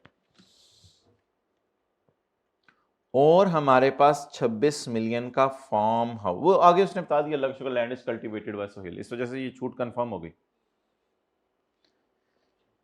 And 26 million of farm house. अब ये तो आई कैप का ब्लंडर है कि आई कैप को वैल्यू नहीं बतानी चाहिए थी फार्म हाउस की, उसे वैल्यू के साथ ये चीजें भी बतानी चाहिए थी। अब उसने थ्योरी का सवाल था इसलिए इफ लिख के लगा दिया, इफ इससे ज्यादा है तो ये, और इफ इससे कम है तो ये, क्योंकि अब तो उसको क्या बतानी चाहिए थी, उसे प्रॉपर्टी की वैल्यू के साथ साथ क्या बताना चाहिए था। अच्छा, अब अगर for the sake of discussion इसको मैं बड़ा फॉर्म हाउस एज्यूम करूं तो फिर तो मुझे इस पे क्या देना पड़ेगा, टैक्स देना पड़ेगा। अब इसको भी मुझे क्या करना पड़ेगा, टिक करना पड़ेगा। अब जब मैं इसको टिक करूंगा तो एज्यूमिंग के ये बड़ा फॉर्म हाउस है, अगर मैं ये असम्पशन लूं, अब मुझे बता दें कितने टिक हैं, 2, एक ऊपर वाला 26 मिलियन और एक नीचे वाला 26 मिलियन। अब एक कैपिटल एसेट की तो वैसे ही छूट है, एक कैपिटल एसेट की तो, अब 2 टिक में से मैं कौन सा टिक काटूं अगर मैंने इसको बड़ा फॉर्म हाउस एज्यूम कर लिया, बोलें जल्दी, 2 टिक में से कौन सा टिक काटूं, कोई भी, कोई भी। तो चले मैं इसी को काट देता हूं, इसको नहीं काटता, चले मैं इसको काट देता हूं, पीछे क्या बच गया, 26 मिलियन, और ये 26 million is greater then 25 million. Office building is not subject to tax because where business is carried on or excluded from the ambit of section 7E. Open plot is subject to tax since so is subject to tax since Sohail is not an original lottery of the plot. Sohail government का employee नहीं है. However, the plot is excluded due to one capital. ओहो, इसको उसने इसको cross कर दिया, ठीक है कोई मसला नहीं, उसने कहा एक चीज को मैंने बाहर निकालना है, मैंने इसको निकाल दिया, ओके आगे चलो, तो ये भी निकल गया, ये भी निकल गया। Agriculture land is not subject to tax, however annex farm house is subject to tax being its fair value is more than 25 million, क्योंकि एक को तो फिर एक्सक्लूड किया, एक ऊपर वाला इसने एक्सक्लूड कर दिया, आप नीचे वाला भी कर सकते थे। Provided that minimum covered area, provided that का मतलब है अगर ये बड़ा है, अगर ये बड़ा है तब, और अगर ये नहीं बड़ा तो फिर तो कोई मसला ही नहीं। जी क्लियर हुआ आपका सवाल, डन। अब 4 एसेट थे, 4, दुकान थी मेरी, एक प्लॉट था, वो एक्स सर्विसमैन से मिला था, मुझे उससे फर्क नहीं पड़ता, मैं तो नहीं हूं ना आर्मी का एम्प्लॉय। एक दुकान थी मेरी जिसमें मैं कारोबार कर रहा था, एक मेरा खाली प्लॉट था, एक मेरा खाली प्लॉट था 26 मिलियन वाला, एक मेरी एग्रीकल्चर लैंड थी जिसमें मैं एग्रीकल्चर कर रहा था, वो तो फारग हो गई, उसको तो वैसे ही फारग कर दिया, और बिजनेस वाले को भी फारग कर दिया, और चौथा मेरा एग्रीकल्चर लैंड के साथ कनेक्टेड फार्म हाउस था, यानी कि एग्रीकल्चर लैंड है और वहां कभी कभी सैर करने के लिए मैंने अपने लिए स्विमिंग पूल और बैठने की जगह बनाई हुई है, उसको मैं फार्म हाउस कहूंगा। अब ये 4 एसेट है मेरे, बिजनेस वाला क्यों निकाल दिया, मैं बिजनेस कर रहा हूं, हुकूमत को पहले ही कमा के दे रहा हूं। एग्रीकल्चर वाला क्यों निकाल दिया, वहां मैं एग्रीकल्चर कर रहा हूं, वो वैसे भी एग्जाम्प्ट है उसकी, एग्रीकल्चर 2 निकल गए, पीछे क्या रह गया, वो जो कोई प्लॉट है मैंने किसी आर्मी के बंदे से खरीदा हुआ है, और फार्म हाउस। अब इन दोनों में से मैं जो मर्जी बाहर निकाल दूं, चलो मैंने अगर पहले वाला बाहर निकाल दिया, पीछे क्या बच गया, फार्म हाउस भी शर्त है, अगर छोटा है तो इसको भी बाहर निकाल सकते हैं, लेकिन उसने लिख दिया, मैं एज्यूम कर रहा हूं, आई कैप ने कुछ लिखा है प्रोवाइडेड दैट, मतलब ये बड़ा है, कहते हैं मैंने एज्यूम किया ये बड़ा है। प्रोवाइडेड दैट का मतलब होता है इफ, प्रोवाइडेड दैट तो आपने नहीं लिख के आना, इफ, डन। अच्छा, अब वो बंदा कहता है कि एज्यूम करो ये एक्टिव टैक्स पेयर नहीं है, ये एक्टिव टैक्स पेयर नहीं है। अब अगर ये, इनको मैं कुछ ऐसे बताता हूं, अब ये एक्टिव टैक्स पेयर नहीं है, अब अगर ये एक्टिव टैक्स पेयर नहीं है तो फिर ये वाली हमने प्रोविजन लगाई है एक, अब इस प्रोविजन के तहत बताएं, इधर तो एक्टिव टैक्स पेयर होने की शर्त है, इधर तो एक्टिव टैक्स पेयर होने की शर्त, अब अगर इधर एक्टिव टैक्स पेयर होने की शर्त है तो ऐसी सूरत में आपको इस प्रॉपर्टी पर टैक्स तो देना पड़ेगा, 1 बाय 1 करके टिक करवाते रहें, इस पे टैक्स देना पड़ेगा। भाई ये तो वैसे ही खाली प्लॉट है, ये तो वैसे ही क्या है, खाली प्लॉट है। ये तो पिछले सेक्शन में, पिछले जब 80 एक्टिव था तब छूट में नहीं आया, तो नॉन एक्टिव में कैसे छूट में आ सकता है? समझे बात? ये तो पहले भी छूट में नहीं डाला था हमने। जब पहले छूट में नहीं डाला तो अब क्यों छूट में डालें इसको? इसको तो एकदम क्या करें, टिक करें। और तीसरे वाली लैंड को तो छूट में डाल दें, उसमें रिक्वायरमेंट नहीं है एक्टिव होने की, no requirement of active. Land को, सिर्फ लैंड को, नो रिक्वायरमेंट ऑफ एक्टिव, इसको छूट में डाल दें। फॉर्म के बारे में वही अजम्पशन, अगर बड़े वाला फॉर्म है तो फिर ऐसी सूरत के अंदर डन। अब ये भी हो गया। अब हम लिख के आएंगे कि all of our properties except agriculture land. इसमें 25 मिलियन की भी शर्त नहीं है, वैसे भी ये सारी मिला के 25 से तो बहुत ज्यादा हो गई है। इसमें 1 कैपिटल एसेट की भी छूट नहीं है। नॉन एक्टिव टैक्स पेयर को ना सिर्फ 2 छूट्स हैं,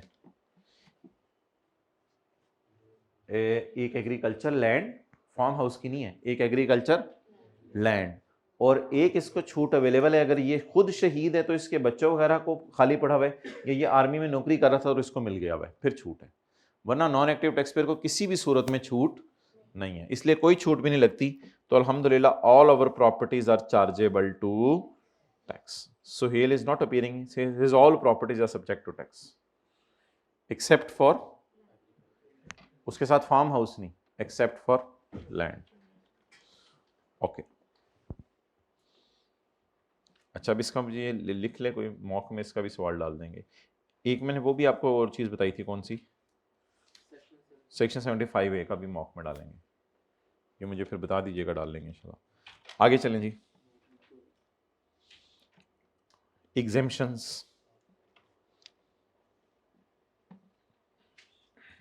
एग्जेम्पशंस वाला कौन सा सेक्शन रहता है?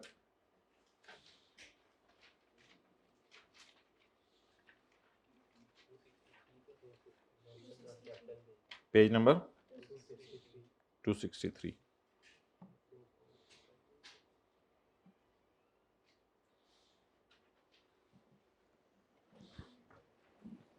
ये निकाल लें।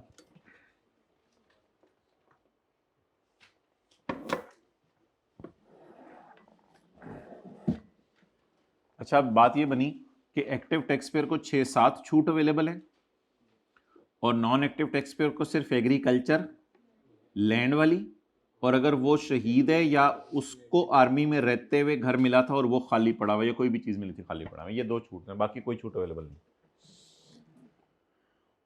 ओके।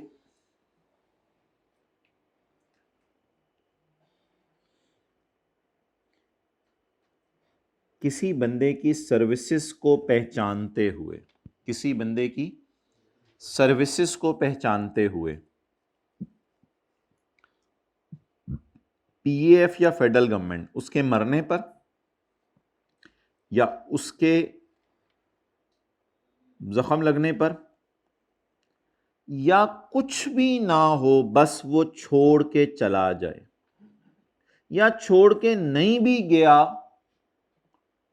और अभी सर्व कर रहा है, उसकी सर्विसेज की पहचान में, ये शर्त है रिकॉग्निशन ऑफ सर्विसेज, उसकी सर्विसेज की पहचान में जो भी उसको कैपिटल गेन इनकम आएगी प्लॉट्स के ऊपर, सिर्फ इमूवेबल प्रॉपर्टी बिल्डिंग वगैरह के ऊपर, वो पूरी की पूरी माफ होगी, इज 100% एग्जाम। अच्छा, वो नीचे वाला सेक्शन कुछ और था। नीचे वाला सेक्शन ये था कि इन लोगों को प्रॉपर्टी मिल गई है और खाली पड़ी हुई है, वो और कॉन्सेप्ट था। ये तो मेरे भाई डिस्पोजल की बात हो रही है, यहां तो एग्जेम्पशन डिस्पोजल के वक्त मिल रही है, जिसपे हम कैपिटल गेन सेपरेट ब्लॉक के रूल लगाते होते हैं। वो खाली पड़े रहने पे सेक्शन था इन लोगों के लिए, ये खाली पड़े रहने पे नहीं है, ये सेल के वक्त है। एक होता है चीज का पड़े रहना, जैसे आपके पास कुछ चीजें पड़ी हुई हैं, एक है उनका बिकना, ये उनके बिकने की बात हो रही है। तो बताइए जी, किन 3 लोगों को इमूवेबल प्रॉपर्टी बेचना पाकिस्तान में माफ है? जो मर जाए उसके वरसा बेचें बाद में, जो बीमार चले जख्म लग जाए जिसको, या जो पाकिस्तान आर्मी में, air force, Pakistan air force PF Pakistan armed force, sorry Pakistan armed force या फेडरल या प्रोविंशियल गवर्नमेंट का एम्प्लॉय, इन लोगों को चाहे मरने पर, चाहे वॉर बाउंड होने पर, चाहे नौकरी करते दौरान, चाहे एक्स सर्विसमैन यानी रिटायर होते वक्त प्लॉट कोई भी मिल जाए, लेकिन शर्त इन रिकॉग्निशन ऑफ देयर, उन्होंने अच्छे काम किए हैं, उसकी पहचान में इनको जाते हुए, तो इनका पहली दफा बेचना माफ है। आगे लोग इनसे खरीद के बेचे वो माफ। फर्स्ट सेल मींस इनकी सेल, इनकी अपनी सेल, इनकी अपनी सेल माफ है, फर्स्ट सेल। डन, क्लियर भाई? अच्छा,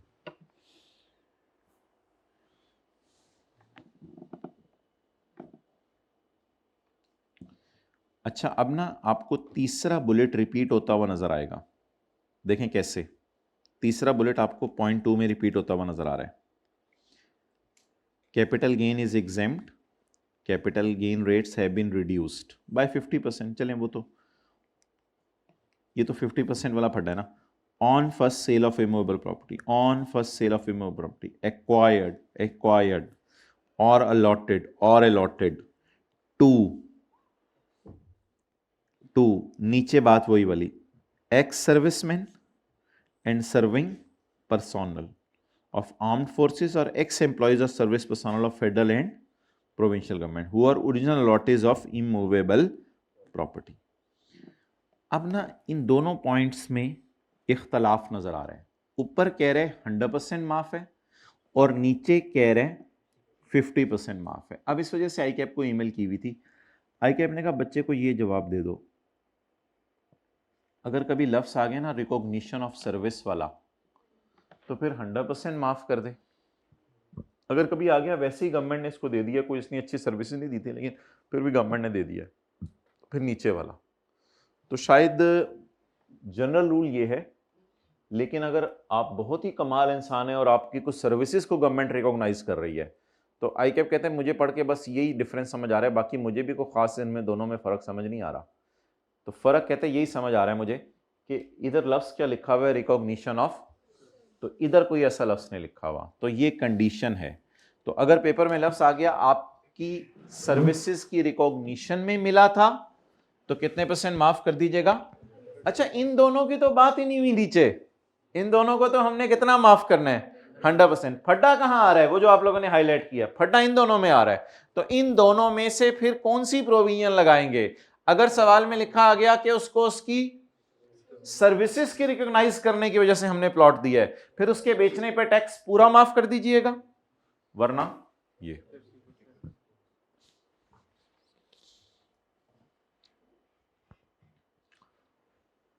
और अगर वो बंदा 3 साल बाद बेचे ना तो फिर तो उसको 50% की बजाय 75% माफ कर दीजिएगा। ये प्रोविजन सिर्फ एक्स सर्विसमैन और सर्विंग पर्सोनल को है। अच्छा अब आपको फीलिंग आ रही है, ये जनरल रूल है और ये चंद लोगों के लिए रिलैक्सेशन है। अगर ये नहीं लिखा हुआ लफ्ज़ रिकॉग्निशन ऑफ सर्विसेज तो फिर ये 50 और 75 वाला लगेगा। अच्छा अब इसकी इंप्लीकेशन क्या होगी, इसकी इंप्लीकेशन क्या होगी, इसकी इंप्लीकेशन माय डियर ये होगी कि अगर आपने 3 साल के अंदर अंदर बेच दिया तो आपको 50% टैक्स माफ होगा, और अगर 3 साल के बाद बेचा तो आपको कितना टैक्स माफ होगा, 75% रिडक्शन। इस रिडक्शन के फिर कई तरीके हैं। मिसाल के तौर पे इधर आप पेपर में 10% की बजाय 5% रेट लगा दीजिएगा, समझ आ गई बात। और इधर आप 5% की बजाय 5% का 75% कम कर दें तो 5% का 25% कितना बना, तो 5% का 25% 1.25, तो रिड्यूस होके ये कितना रह जाएगा 1.25। मिसाल के तौर पे 5% रह जाएगा 1.25%। अगर आप क्या रिड्यूस करें 75%। लेकिन अगर सर्विस को पहचानते हुए दिया है तो फिर तो ये सारा ही माफ है। और टैक्स कितने परसेंट लगेगा? 0%। चलिए ये नोट कर लें, कभी आया तो नहीं ये कॉन्सेप्ट। ये 1.25% रह जाएगा अगर ये वाला सिनेरियो है। ये टेबल ढूंढने किस सफे पे है? पिछले सफे पे। भाई ये बनाओ ना, 3 साल के अंदर अंदर है तो 50% टैक्स माफ, और 3 साल के बाद है तो 75। इसकी क्या लॉजिक है 50 और 75? जाहिर बात है, जल्दी बेचे तो कम टैक्स माफ करें, और ज्यादा अरसा रख के बेचे तो ज्यादा टैक्स माफ करें।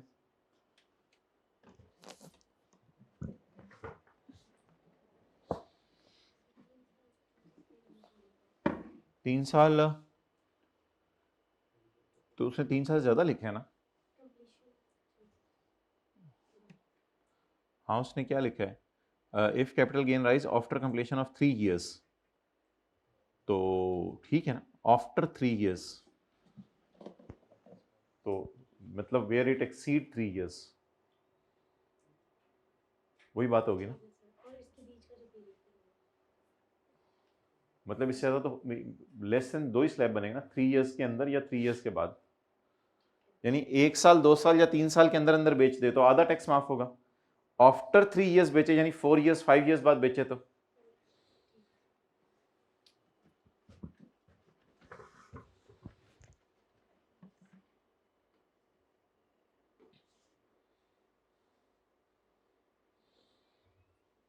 okay. Now come on page 266.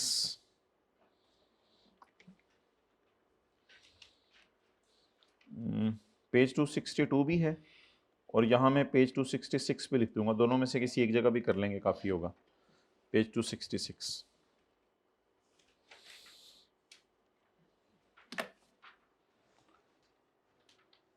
अच्छा, एक बंदा एक्टिव टैक्स पेयर है या नॉन एक्टिव टैक्स पेयर है, उस एतबार से जो हमने चेंज देखी है वो आपको पता है। एक जगह ये देखी है हमने चेंज कि इसकी जो डीम्ड इनकम है वो कैलकुलेट करने का डिफरेंट तरीका है। अब एक आज एक अजीब सी प्रोविजन पढ़ें,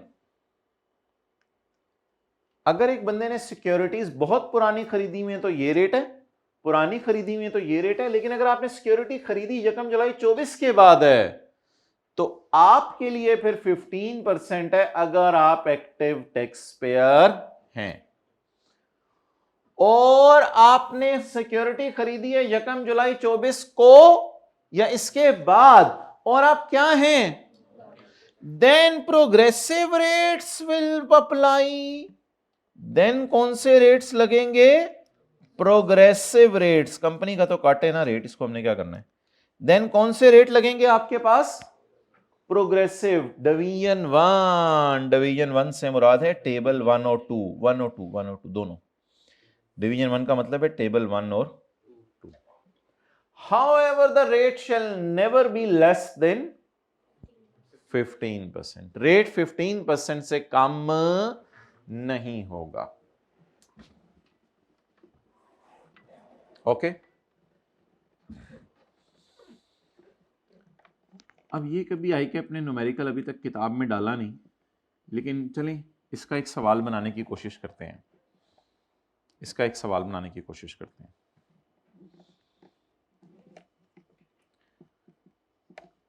मैं अभी आपको टाइम देता हूं बनाने का सवाल। मेरी इनकम फ्रॉम बिजनेस है 9 लाख और मेरी income from capital gain separate block, securities acquired after 1 जुलाई 24 वाली है।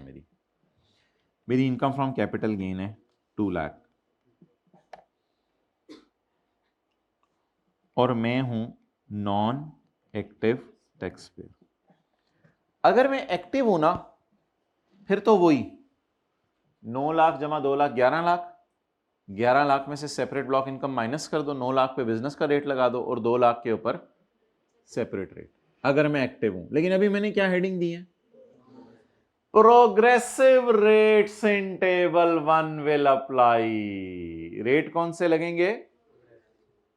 However, the rate shall never be less than। Progressive rate लगेंगे लेकिन 15% से कम नहीं लगाना, 15% से ज्यादा लगा देना।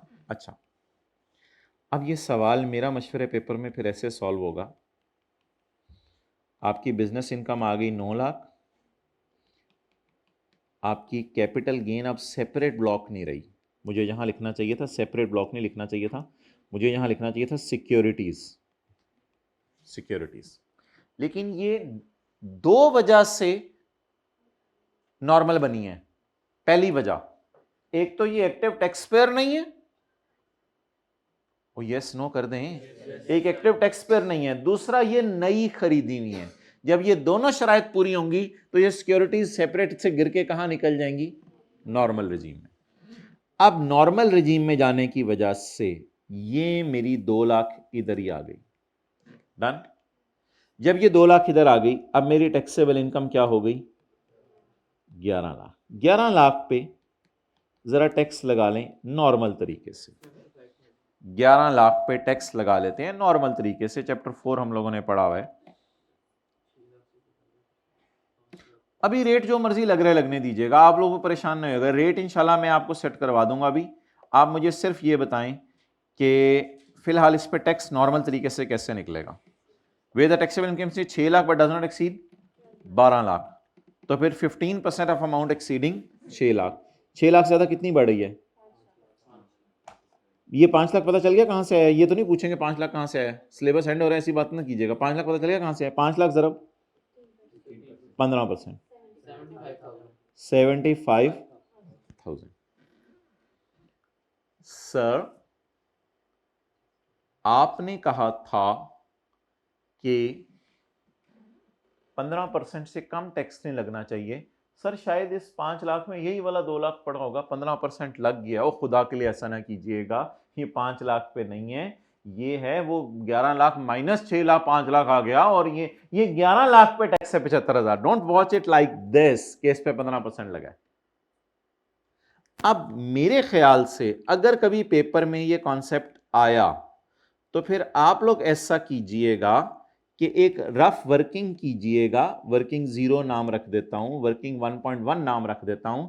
आप लोग देखिएगा, आप लोगों को माशाल्लाह मैथमेटिक्स आती है कि 75,000 divided by 11 lakh is equal to effective rate. बताएं, आपको पता है taxable income into rate is equal to tax, then tax divided by taxable income is equal to rate.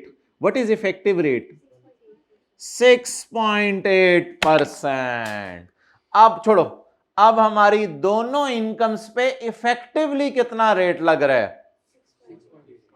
वो कहता है तेरे तो मौजें लगी हुई हैं, एक्टिव टैक्स पेयर दे रहे हैं 15%, वो तो सेपरेट ब्लॉक समझ के 15 दे रहे हैं, एक्टिव दे रहे हैं 15%, और तू दे रहे ड्रामे, तुझे तो नॉर्मल में डालने का फायदा हो गया। ये तो मैं चाहता नहीं था क्योंकि तू एक्टिव है, नॉन एक्टिव है। अगर इसकी सेपरेट ब्लॉक इनकम और बिजनेस वगैरह बहुत ज्यादा होती ना, जिन पे ऑलरेडी 40% लग रहा होता, और फिर टेंशन नहीं होनी थी हमें पेपर में, फिर तो वैसे ही इनकी जान ले लेनी थी हमने। लेकिन ये थोड़ा सा नॉन एक्टिव भी है, गरीब भी है, इसकी तो इनकम बड़ी थल्ले है। कोई समझ आ रही है बात की क्या चल रहा है? तो रफ वर्किंग में जाके इसका इफेक्टिव रेट चेक कीजिएगा। जब रफ वर्किंग में जाके इसका इफेक्टिव रेट चेक किया, अब मैं न्यूमेरिकल के फॉर्मेट में आपको कहां डलवाऊं चीज, पता नहीं है, मुझे नहीं समझ आ रही कहां डलवाऊं। मेरे ख्याल से आप फिर इस तरह डाल दीजिएगा, tax on 2 lakh, tax on 2 lakh. जल्दी जल्दी कैसे कैसे, बी कॉन्फिडेंट। 2 लाख पे कैसे टैक्स लगाएंगे? 2 लाख पे कैसे टैक्स लगाएंगे? 15 माइनस 6.8%। 6.8 तो लग चुके हैं ना, और कितना लगाना है? 15। तो ये कोई अजीब सा फॉर्मूला बनेगा, यानी जहां सरचार्ज डालते थे ना, सरचार्ज तो डालना नहीं, क्योंकि यहां इसकी इनकम ही बेचारे की थोड़ी हुआ करनी है। सरचार्ज वाला केस होता तो रेट ही 45% लगता। सरचार्ज वाली जगह पे ये लाइन डाल दीजिएगा, टैक्स ऑन 2 लाख।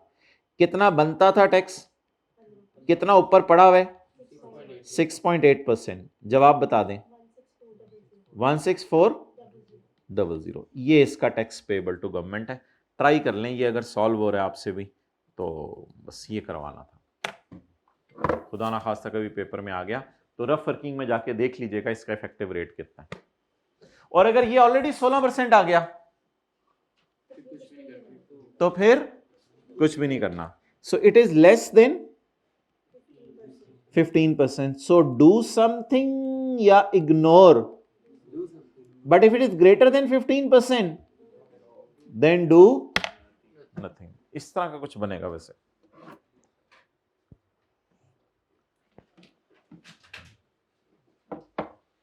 ये मसला कब आया करेगा? जब बंदा हो और सिक्योरिटीज खरीदी हो 24 के बाद, जब ये दोनों बातें हों। और एक तीसरी भी बात बता दूं, जब इस पे रेट बहुत थोड़ा लग रहा हो, अगर 80 40 50 लगेगा तो फिर मसला ही नहीं आना।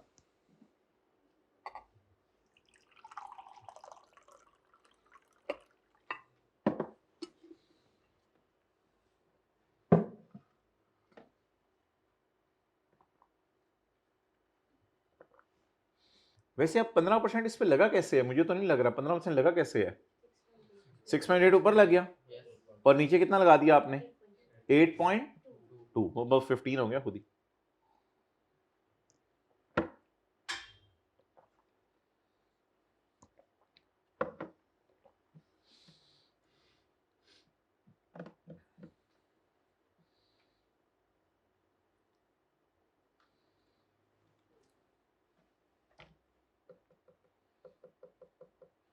ग्यारह बजे ब्रेक करते हैं, 11 से 11:30 ब्रेक कर लेते हैं, फिर उसके बाद 1.5-2 घंटा करके इंशाल्लाह ख़त्म करेंगे। 2 न्यूमेरिकल करने हैं, एक हमने एक सैलरी का करना है और एक सेल्स टैक्स का।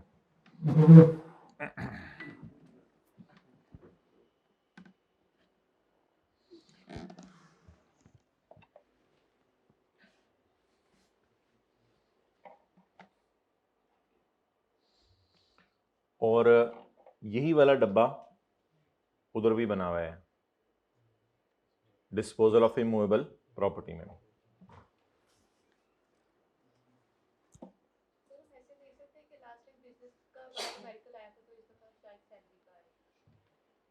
देख लें, मतलब मुझे नहीं पता ना।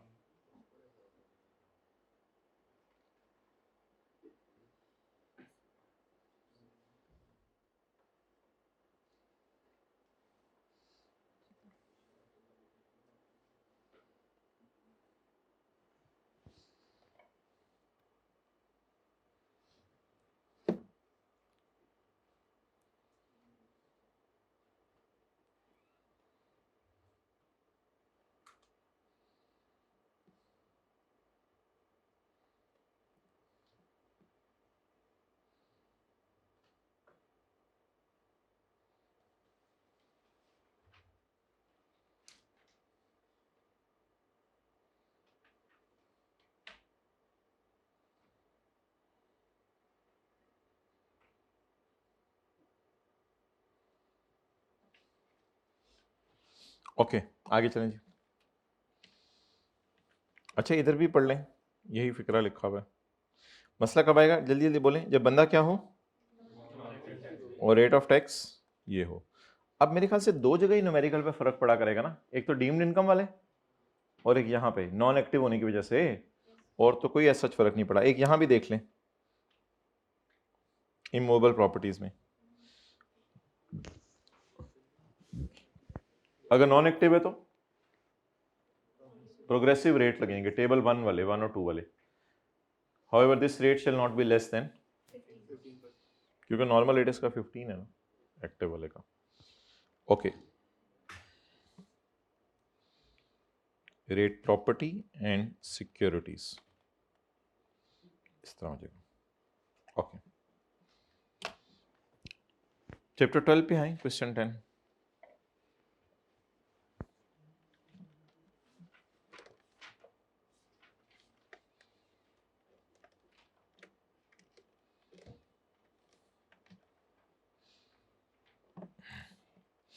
Page number 304।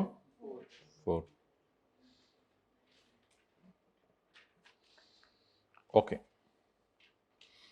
इसको करना नहीं हमने, इसको बस पढ़ना है। ये होमवर्क में दिया था आपको मेरे ख्याल से। For the purpose of this question, you may assume that today is 31 August. Jafar Associate is an AOP and two partners, Manzoor and Adeeb, sharing profits and losses in the ratio of 1:3. The following information has been sales, cost of sale, GP, operating expenses, other income. Sale 100 million से कम है, इस वजह से बोले minimum tax वाला section नहीं लगना। वैसे शायद नीचे लिखा हो इग्नोर मिनिमम टैक्स, पता नहीं लिखा हुआ, तो लिखने की तुक नहीं बनती क्योंकि ऑलरेडी सेल 100 मिलियन से कम है। The cost of sale include raw material, ये एडजस्टमेंट रॉ मटेरियल वाली घिसी-पिटी है, ये आप कर लेंगे। मुझे बताएं एओपी वाले न्यूमेरिकल में एक बात खास क्या थी कि पार्टनर को आप सैलरी दें, पार्टनर को आप इंटरेस्ट दें, पार्टनर को आप बोनस दें, पार्टनर को इंटरेस्ट ऑन लोन दें या पार्टनर को इंटरेस्ट ऑन कैपिटल दें।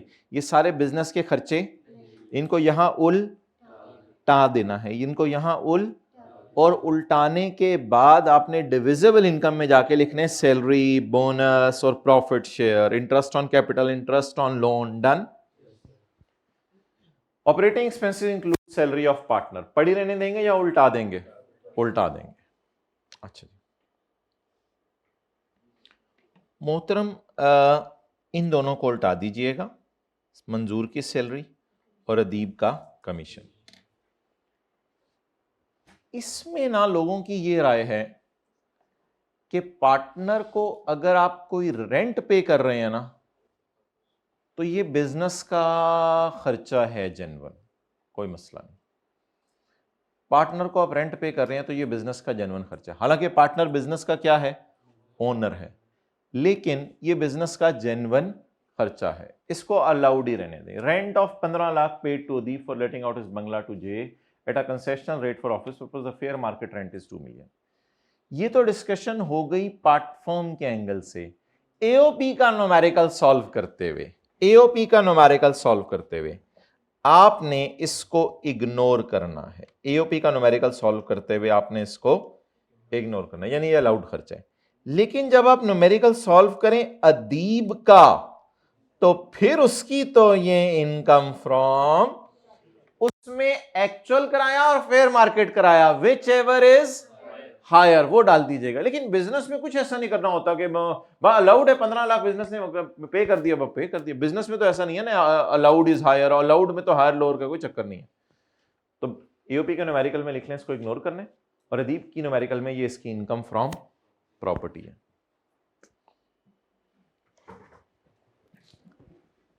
लेकिन क्या क्या चीजें नॉट अलाउड हैं उनकी लिस्ट बनाएं। क्या क्या चीजें नॉट अलाउड हैं? सैलरी नॉट अलाउड है, कमीशन जो पार्टनर को दिया वो नॉट अलाउड है, इसके अलावा इंटरेस्ट ऑन लोन। अच्छा, कुछ लोग कहते हैं लॉजिक पे चलो, उसने लोन दिया हुआ इस पे इंटरेस्ट, उसने घर दिया हुआ इस पे रेंट, इस तरह ना सोचें। Interest on capital, any other benefit, कोई भी बेनिफिट आपने उसको दिया, लेकिन ये रेंट बेनिफिट नहीं है। रेंट में असल में वो बेचारा घर दे रहा है और फिर किराया ले रहा है, तो उसकी जात को बेचारे को फायदा नहीं हो रहा, उसके घर का नुकसान भी हो रहा है, तो इसलिए। लेकिन इस लॉजिक पे वैसे इंटरेस्ट ऑन लोन भी आ सकता था, लॉजिक पे ना जाएं, लॉजिक पे ना जाएं। ये आई कैप की कड़ीचे इस लेवल पे ऐसी बातें टेस्ट करते हैं। अब ये रेंट का आधा एक नंबर था, ये कट जाना था आप लोगों का, इसका हमारे पास हल नहीं है इन चीज़ों का। लेकिन इन सबको बोले बोले बोले बोले बोले बिजनेस इनकम निकालते हुए बोले बोले बोले नॉट अलाउड, ये सारी चीजें बिजनेस इनकम निकालते हुए नॉट अलाउड। बोले क्या क्या? Salary, commission, bonus, interest on loan, interest on capital, performance award, any other benefit, घर के बच्चे की स्कूल फीस पे कर दी, कुछ पे कर दिया, ये सब नॉट अलाउड है।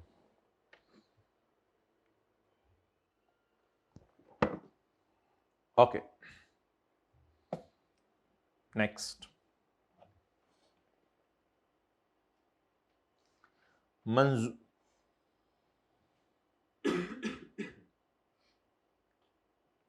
रेंट अलाउड है, रेंट को आप लोगों ने बस उसकी बिजनेस इनकम में डाल देना। ओके,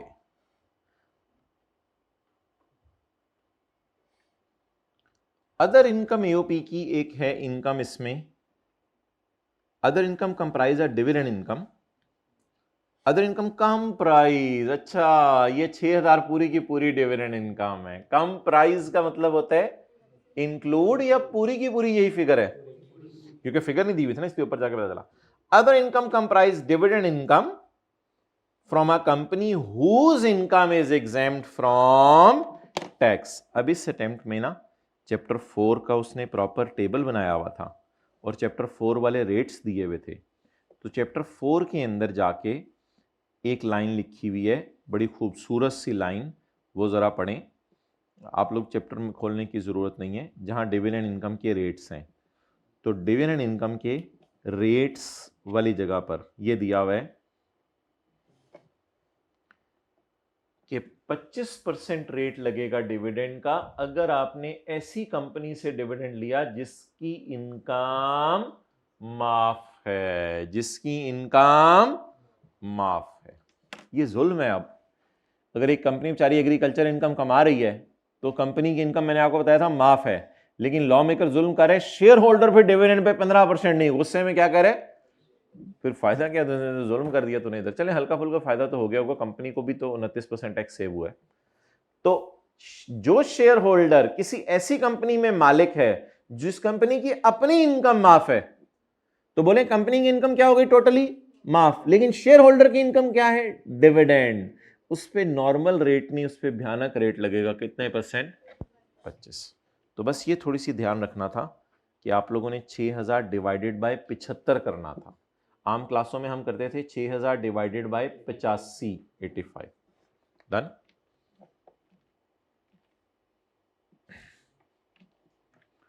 ओके,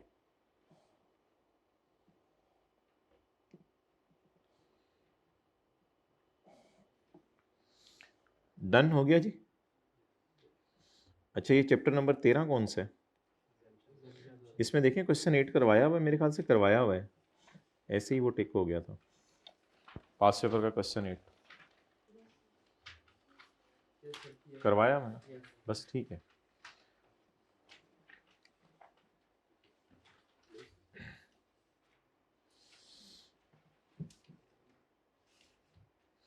चलें जी, चैप्टर 14 खोलें, क्वेश्चन 13, 17 और 18।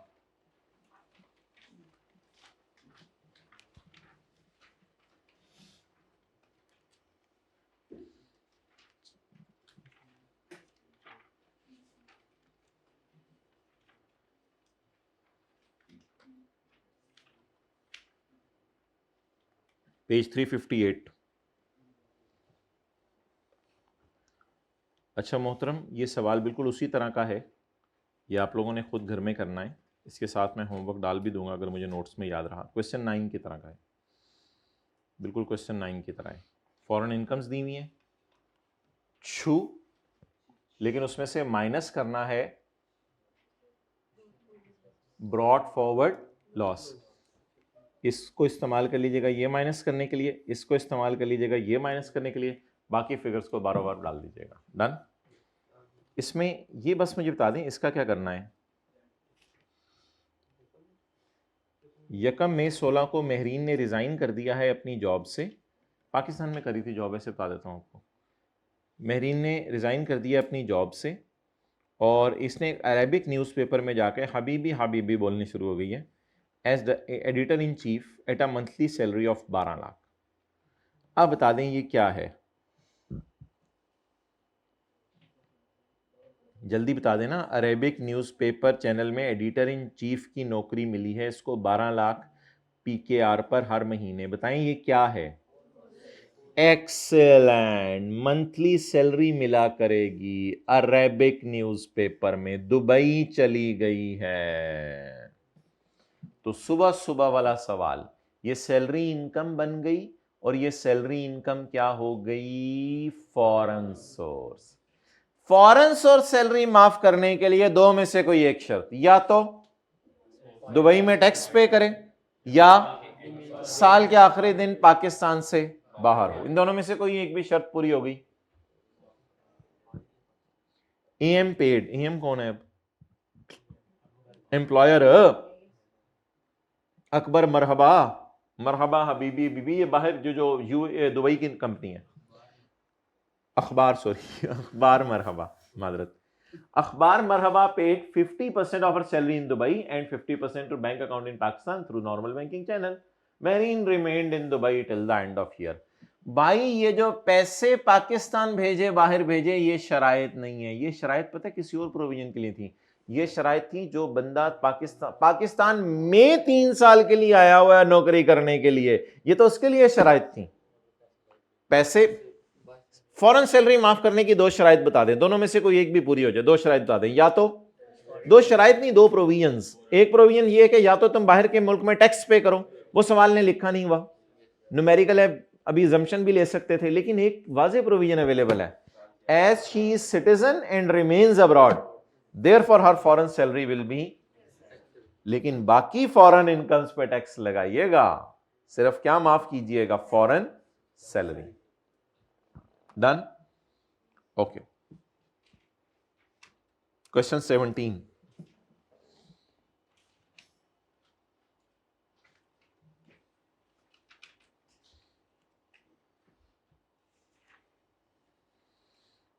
रिवीजन के तौर पे लिखें।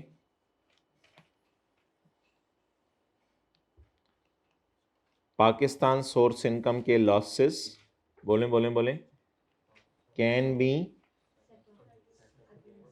set off and carry forward against foreign source income, लेकिन foreign source income के losses cannot be set off against Pakistan source income।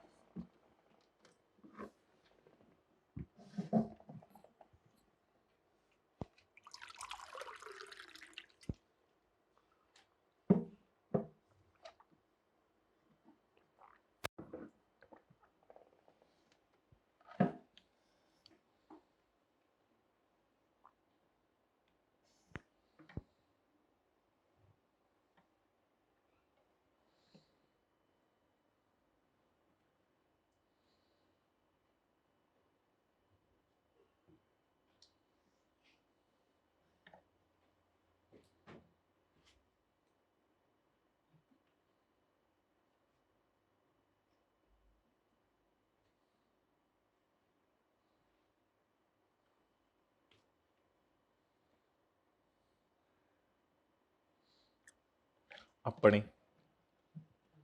Azad enterprise has 2 foreign branches, one in Kuwait and other in Syria. अच्छा, हमारी नज़र में, मैंने आपको कहा था कुवैत सीरिया से कोई फ़र्क नहीं पड़ता, ये सारा का सारा फॉरेन इनकम है। Is engage in trading business of consumable goods. We reported profit before tax of 430 million. हमने प्रॉफिट कितना कमाया है? After adjusting 4.8 profit of Kuwait and 5.3 loss from Syria. Done? Okay.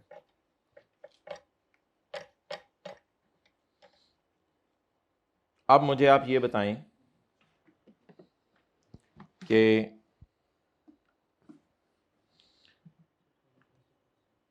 इसको छोड़े जरा, पहले ना आप मुझे Pakistan source income, foreign source income अलग अलग करवा दें। ये 430 फॉरेन सोर्स इनकम नहीं है ना, ये पाकिस्तान सोर्स इनकम है, ये दोनों हैं। कैसे पता चला मुझे बताएं? इस 430 तक पहुंचते हुए 4.8 ऐड हो चुका है कुवैत का और सीरिया का माइनस हो चुका है। अच्छा जी, वर्किंग वन मैं पहले निकालना चाह रहा हूं income from business, Pakistan source. मेरे अकाउंटेंट ने सारी दुनिया के प्रॉफिट्स नेट करके बताया कि हमने कितना कमाया, 430। मैंने कहा इनमें से ना जरा बाहर निकालो फॉरेन सोर्स, ताकि मुझे इनकम्स पता तो चले कौन कौन सी हैं, फिर मैं लॉसेस के रूल लगाऊंगा। अभी मैं डेटा सिंप्लीफाई कर रहा हूं। मैंने कहा इस 430 में क्या है? कहते हैं जी वो 48 लाख रुपए कुवैत का प्रॉफिट है। मैंने कहा जरा निकालो बाहर, less income from business Kuwait. मैंने कहा जरा इसको बाहर निकालो, ये पड़ा हुआ है, कैसे बाहर निकालें? लेस 4.8। अच्छा जी, कहते हैं एक और चीज भी पड़ी हुई है इसमें, सीरिया का लॉस। मैंने कहा लॉस कैसे बाहर निकालें? ऐड करके, इनकम फ्रॉम बिजनेस सीरिया। और जिस तरह आप लोग डेप्रिसिएशन वगैरह बाकी चीजें उल्टाते हैं किसी और मुल्क, पाकिस्तान के, ये तो मुझे तो पाकिस्तान का प्रॉफिट अलग चाहिए। जवाब, इस 430.5 का नाम बताएं। Income from business Pakistan source income. अब अगली हेडिंग दें, income from business foreign source. मेरा मशवरा है कि बस यही लफ्ज लिखा रहने दें हेडिंग, और ऐसे ही नेट कर दें। अब जरा ऊपर नजर मारें, अब इधर ना नजर मारें, इधर लेस और ऐड आपको परेशान करेगा, ऊपर नजर मारें। उसको निकाल दिए ना बाहर, जब निकाल दिए बाहर तो कुवैत का प्लस और सीरिया का, करते हुए जहन में सोचें कि मैं दोनों मुल्कों को सिंपली, क्या मैं ये, मेरे हेड्स ऑफ इनकम 12 हैं, बस 12 में से दो हेड इधर टेस्ट हुए हैं। नंबर 1 एक बिजनेस पाकिस्तान, एक बिजनेस, मेरी नजर में लाहौर पेशावर एक है, मेरी नजर में कराची लाहौर पेशावर गुजरांवाला एक है, मेरी नजर में सीरिया कुवैत हॉलैंड इंग्लैंड एक है। इनको बस सिंपली नेट करें। जी बोलें। नेगेटिव 0.5। अब सवाल अलग हो गया, पाकिस्तान में मैंने 430 कमाया और बाहर के मुल्क में 0.5 का मुझे लॉस आया। अब पाकिस्तान लॉसेस, नहीं पाकिस्तान में तो लॉस आया ही नहीं, पाकिस्तान में तो लॉस आया ही नहीं। मैं पहली लाइन पढ़ रहा था ना, Pakistan losses, foreign losses can never be adjusted against, ये अब इससे एडजस्ट नहीं हो सकते। अब मुझे बता दें मेरे न्यूमेरिकल का फेस कैसे बनेगा, वो बाद में मैं आपको दिखाऊंगा कि हमने तो न्यूमेरिकल सॉल्व ही नहीं करना था। मेरा न्यूमेरिकल ऐसे सॉल्व होगा, income from Pakistan source 430 point, ये न्यूमेरिकल का फेस है। अगर लिखने तो फॉर्मेट के तौर पे लिख दें, foreign source income dash, minus करने की इजाजत नहीं है। बाहर के मरीज पाकिस्तान के अस्पतालों में ना लाएं, इस तरह हमने याद रखा था। जवाब, और इसके ऊपर घर जाके टैक्स निकालना हुआ निकाल लेंगे। कैरी फॉरवर्ड कर दें, income from business foreign source income 0.5। ये कौन सा साल है हमारा?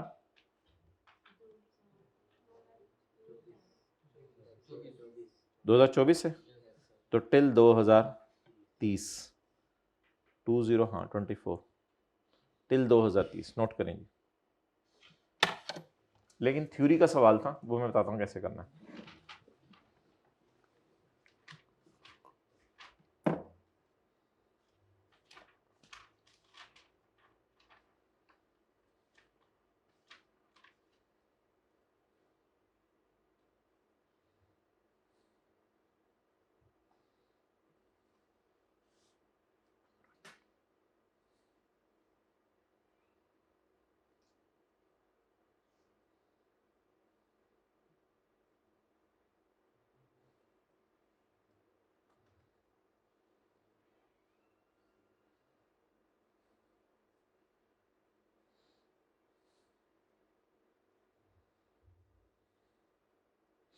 डन जी, सवाल की रिक्वायरमेंट पढ़ें। नहीं पूरी रिक्वायरमेंट पढ़ के बताओ ना, मुझे क्या पता, पूरी रिक्वायरमेंट पढ़ के बताओ।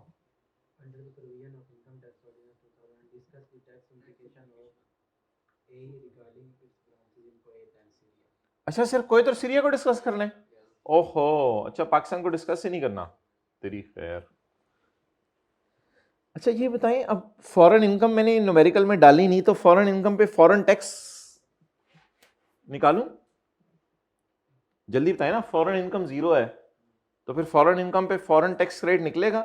एक दो सवाल क्लास में किए थे मैंने, फॉरेन इनकम 0 लिखी थी, और अब इसके फॉरेन टैक्स रेट तो नहीं निकलेगा, फिर फॉरेन टैक्स रेट तो फारग हो गया। जब फॉरेन इनकम ही नहीं तो फिर फॉरेन टैक्स कहां से? अच्छा जी, अब सवाल की रिक्वायरमेंट है जी सिर्फ कुवैत और सीरिया की डिस्कशन करनी है। ठीक है जी, पेज नंबर कौन सा है? 360। तो पेज नंबर 360 पे क्वेश्चन नंबर 70। सो क्वेश्चन करके आएंगे, आप कहेंगे कि the profit of Kuwait and the loss of Syria are adjusted in our accounting profits. However, in reality, this should have been treated separately. So, the net income from business foreign source is 0.5 million, which is net of 4.8 and 5.3. This foreign business loss of 0.5 should not have been deducted again, will not be set off against Pakistan source income of 430.5. 430.5 भी निकालिएगा, खैर है, will not be adjusted against 430.5 which is calculated as below. Pakistan source income में निकालिएगा। और further, the foreign tax paid in Kuwait या Syria जो भी है will also be ignored as there is no foreign income. The foreign income is zero. कुछ इस तरह का लिखाइएगा। उसने देखे क्या जवाब दिया हुआ है, उसने पाकिस्तान सोर्स इनकम का जिक्र किया, क्योंकि बताना चाहिए ना पाकिस्तान सोर्स इनकम इतनी है और उससे नेट नहीं करना। उसने लिखा the net foreign loss of 0.5 shall never be adjusted against Pakistan source income, it shall be carried forward. ओहो, कैरी फॉरवर्ड नहीं हम लिख के आए, for 6 years as there is foreign source loss so no tax credit will be lied. ठीक है, उसने Pakistan source का लॉस नहीं लिखा, उसने बस लिखा कि इसको पाकिस्तान से नेट नहीं करना, बाकी पाकिस्तान इनकम निकाल भी आनी चाहिए थी। हमने तो अच्छा किया, न्यूमेरिकल सॉल्व किया, जरा सारी पिक्चर सामने आ गई। और अगर सवाल में ऐसा लिखा होता कि प्रॉफिट से ये फिगर दोनों एडजस्ट हुई नहीं हुई, तो फिर तो हमारी डिस्कशन और ज़्यादा आसान हो जाती। फिर हम कहते हैं वो पाकिस्तान की इनकम है और ये दोनों फॉरेन है, ये अलग अलग पड़ी हुई है, तो इनको आपस में नेट करने की इजाजत नहीं है, क्योंकि फॉरेन का लॉस पाकिस्तान के अगेंस्ट नेट नहीं किया जा सकता। अच्छा, अब हम ब्रेक देते हैं आपको, 11:35 पे आ जाइएगा। क्वेश्चन 16 को अब मैं फारिग कर रहा हूं। क्वेश्चन 16 अगर टाइम मिला अगले दिन किसी दिन वैसे डिस्कशन करके अपलोड कर देंगे, जिसने लेनी हुई ले लीजिएगा, नहीं लेनी हुई ना लीजिएगा। इसमें कोई ऐसी नई चीज़ नहीं है, लेकिन नेवर एंडिंग स्टोरीज हैं। सवाल तो जितने मर्जी कर लो फिर प्रैक्टिस के लिए। क्वेश्चन 16 नहीं करवाया मैंने, क्वेश्चन 18 मैंने 18 डाला हुआ है या 16 डाला हुआ है उसमें नोट्स में? 18 डाला हुआ है ना, 18 मादरत। तो इस 18 को अगर हमें किसी दिन वक्त ने इजाज़त दी, क्योंकि आज भी आपको टाइम पे फ्री करना है, तो कर लेंगे इंशाल्लाह डिस्कस। अब हमारा चैप्टर 15 रह गया मेन, और फिर आगे चैप्टर 18 के कुछ न्यूमेरिकल करके, चैप्टर 18 के न्यूमेरिकल ही हैं, फिर पीछे सेल्स टैक्स रह जाएगा। चलें जी, जाएँ, 11:35 तक आ जाए इंशाल्लाह।